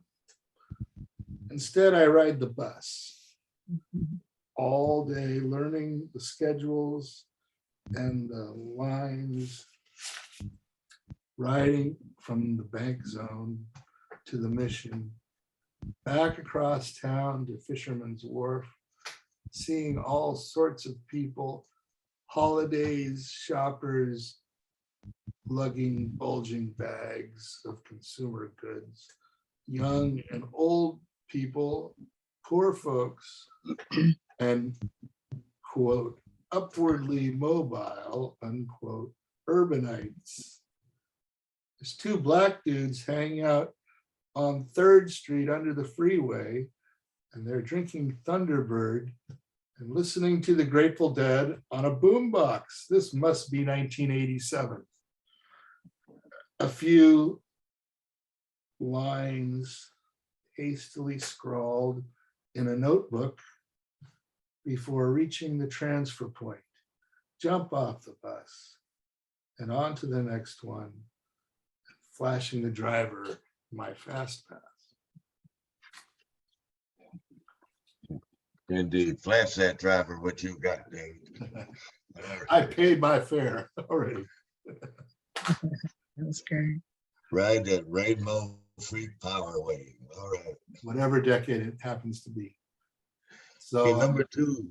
yeah, so there was a mention earlier of Milton in the discussion, and so I thought I would read my favorite Milton poem. Every time I read Milton, the first thought that comes to me is poor Mrs. Milton. Having to live with such a dour fellow. But Paradise Lost, indeed, for Mrs. Milton. So we'll go out with this one. This is John Milton's Sonnet 19. When I consider how my light is spent, ere half my days in this dark world and wide, and that one talent, which is death to hide, lodged with me useless, though my soul more bent to serve therewith my Maker and present my true account, lest he returning chide, doth God exact day labor, light denied? I fondly ask, but patience to prevent. That murmur soon replies, God doth not need either man's work or his own gifts, who best bear his mild yoke, they serve him best. His state is kingly, thousands at his bidding speed, and post o'er land and ocean without rest. They also serve who only stand and wait. Okay. Seems Well, wonderful.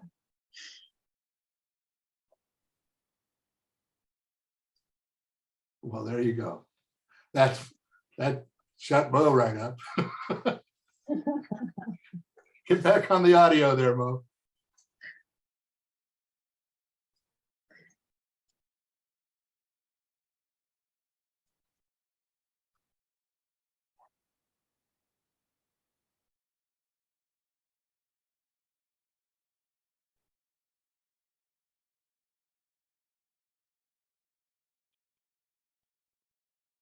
I hope he knows he's muted. You're Mo, muted. you're muted.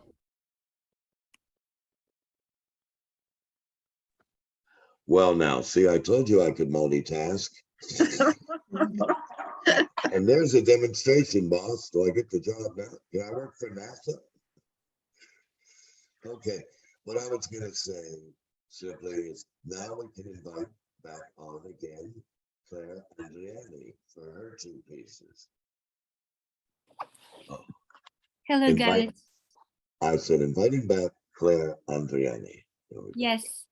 Hello again. I have, so Mo, I was wondering, I have two extremely short poems in French. So I was thinking, can I read these two and one poem by Emily Dickinson? Hearing anyone opposed, open your mouth. Okay. All right, I think you got this one, Claire. Okay, good. So I can't really summarize it because it's, when I write in French, I have a total different way of thinking and imagining, which is much more abstract. So this one is called The Squirrel. In a way, it's comparing a squirrel mounting a tree to thoughts in your mind. L'écureuil. L'écureuil monte une branche cruellement. Il voltige à travers le feuillage de ses pensées. Rat des cieux, il transperce les pommes de pin avec ambition et ne se soucie pas des humains, ces formes blanches ridicules se déplaçant bêtement. Il bondit vers la cime de ses envies, plein de zèle, croyant en la vie seulement. La mort du sol ne l'intéresse guère et il bondit joyeusement vers d'autres arbres comme une pensée qui se développe, philosophe. Il vole et glisse sur les troncs, éhonté, car il sait que le présent l'attend. Ok. Bravo, merci. Veillez. La langue fraîche du matin m'éveille dans l'étendue verte de mon chemin. Je foule les blés comme un chat sans ressources, tout est ouvert et me tend la main. Bien des gens envient mon courage, jaunes comme des bêtes, Les tournesols s'en mêlent, le soleil veille, il veille. So that these are my two French poems. And now I'm going to read a poem by Emily Dickinson that I love. Because I could not stop for death. Because I could not stop for death, he kindly stopped for me. The carriage held by just ourselves and immortality. We slowly drove, he knew no haste, and I had put away my labor and my leisure too, for his civility. We passed the school where children strove at recess in the ring. We passed the fields of gazing grain, we passed the setting sun. Or rather he passed us, the dews drew quivering and chill, for only gossamer my gown, my tippet only tulle. We paused before a house that seemed swelling of the ground. The roof was scarcely visible, the cornice in the ground. Since then 'tis centuries and yet feels shorter than the day. I first surmised the horses' heads were towards eternity. Thank you. Wow, good set. That was great. And that line is so famous, so well known. I could not stop for death, so death did stop for me. Yeah. I never tire hearing that line. I never do. I'm glad you recited that line in her poem. Thank you. Okay. And now, let's see. Now I think I have audio. You can hear me now, I hope, right? Yes. Yes. Okay. So what I'm going to do is read 3 flash poems. And we had flash poems in the first round. And these were published in a year and a half ago in the Lothlorien Poetry Review out of the UK. And they were all written between 4 a.m. and 6 a.m., in the morning during COVID confinement, when you got nothing to do but try to be a poet for a change, We're not doing anything today. What should we do? Well, maybe we'll be a poet. So here we go. I will read them. And it begins with a quote. Meaning is to become, not to appear. You should dance for life. Rudolph Nureyev. My childhood would be marked by song and dance. First of all, we had no phone. Dad would briefly bring home cars on their last play, soon to sit squat in front of the house before being towed away. He was equally adept at providing televisions with a lifespan short as a season opener. His favorite viewing was baseball, played out daily on the TV from a nearby bar, which was in act indeed his true home, as ours simply served as a sleepover for his late night arrivals, drunk and done with his day. Mom popped out child after child. By the age of 27, she birthed 9 children and 2 miscarriages. When asked by startled inquirers, why do you have such a big family? I would borrow a response known to Irish Catholics.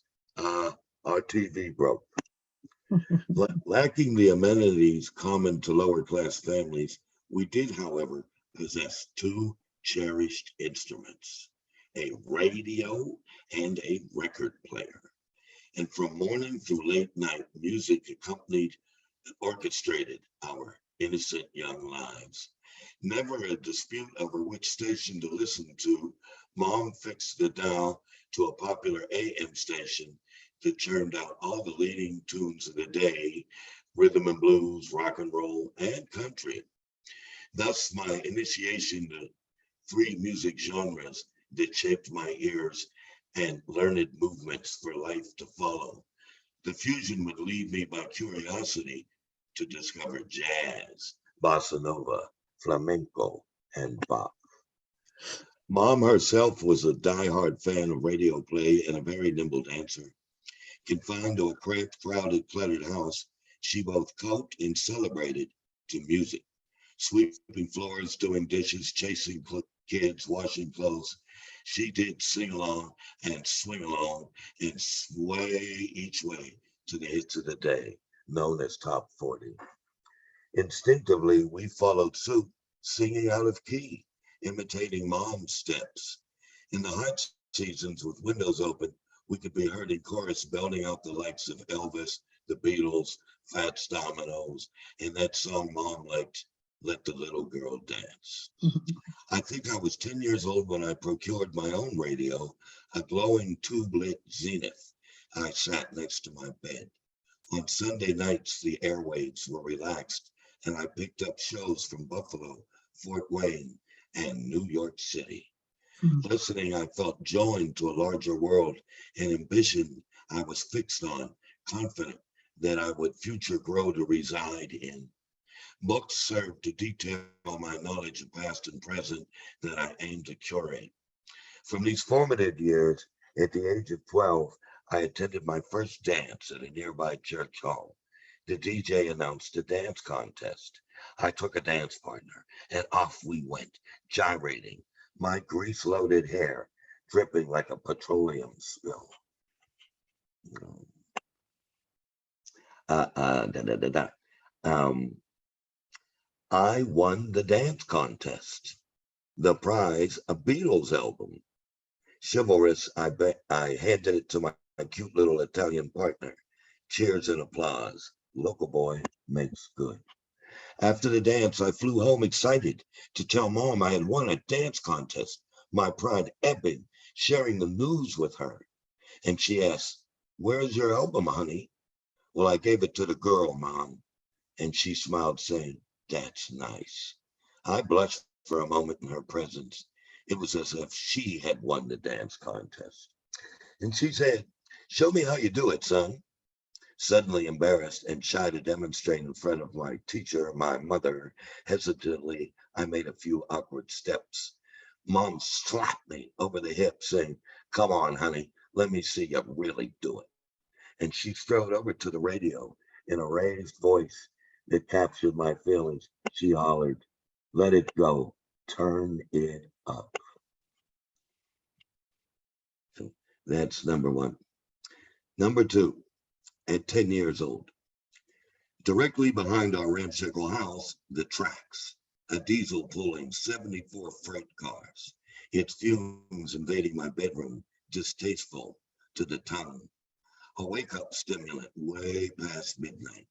The windows rattled, the room vibrated. I don't want to go to school in this thoughtless morning. The squeal of steel weighing upon iron, calling me, "Come on, let's go, get out of here, get on board." No time for the hesitant. Wheels kneading the rails, rails a path to who knows where. That's Odyssey. What is known amounts to nothing to hold on to, like the boring food from dinner. Promise of the unknown, the currency of risk filling my empty pockets. Awake, I dreamed a distant discovery. Sinbad, clandestine for the concrete shores of metropole. Broad lines, smooth hard metal, and bright lights. Buildings so high in the sky, every mountain to climb. Dreamy darkness gave way to gray-clad morning. Pigeons, peacocks of the working class, stirred and cooed the language of resignation. No sight or sound of that rolling stock. I cried that train through the dawn. All right. And I think I had a third one here, but I can't find it. So, oh yes, here we go. This is called 6:25 a.m. at a place called Paris. And it begins with a quote by Bob Dylan. "No one is ever free. Even the birds are chained to the sky. Our hands are light blue and gentles. Our eyes are full of terrible confessions." That's Anne Sexton said that.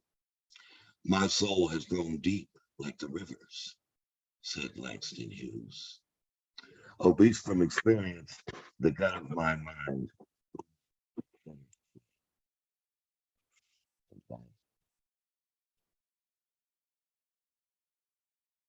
I'm done. I think I got you all by surprise. Thank you, Claire. All right. So here we are at the end of two very nice rounds. And well, I gotta thank Holly from Ontario who came on earlier. And I want to thank Huda from Morocco who came on earlier.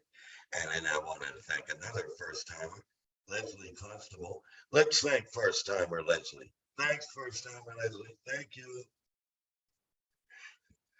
Okay. And along with first. I didn't read my second part. You didn't? Well, we didn't know that. You cut us all off guard. You'll have to save it till next week. Oh, that's fine. Right. That's fine. Because you Yeah. cut us off guard. We thought you were done. Well, Okay.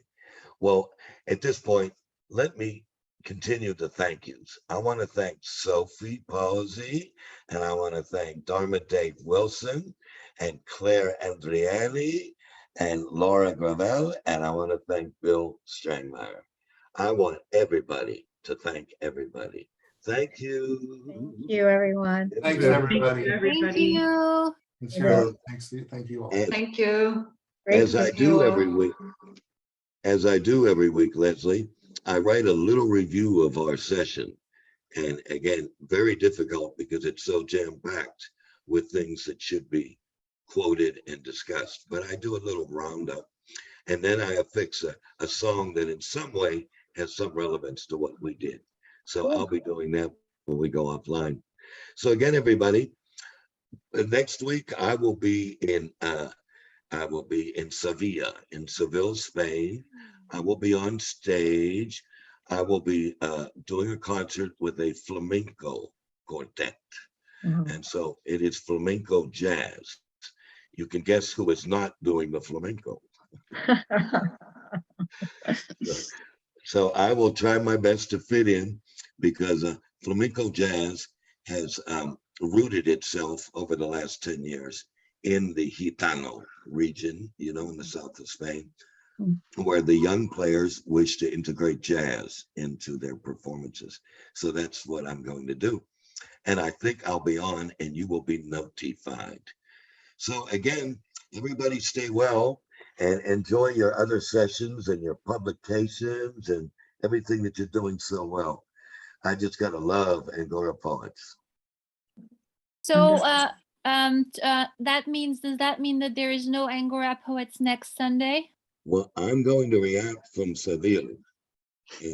I'm going to know when I get to Seville that I can be set up and hold this Sunday session from Seville. And so I'll wait till I get there to be able to confirm to myself and to you that we're going on. Okay? Okay. Is your performance going to be recorded, Mo, or not? I haven't even thought that far ahead. And so all I know is, well, I don't know at this moment. That's Okay. wonderful. And it will be my first time collaborating with flamenco. Wow. True flamenco, as the Gitanos would call it. Like we were talking about ethnicity and everything. Gypsies or Gitanos, you can play brilliantly, but if you're not born a Gitano gypsy, they say that you're not doing it right. That's how they do it. So we'll see how this goes. Although I claim to be doing jazz, so I think I get a pass on that. Anyway, once again, see you next Sunday or very soon, and everyone stay well. Bye for now, everybody. Bye. God bless. That's great.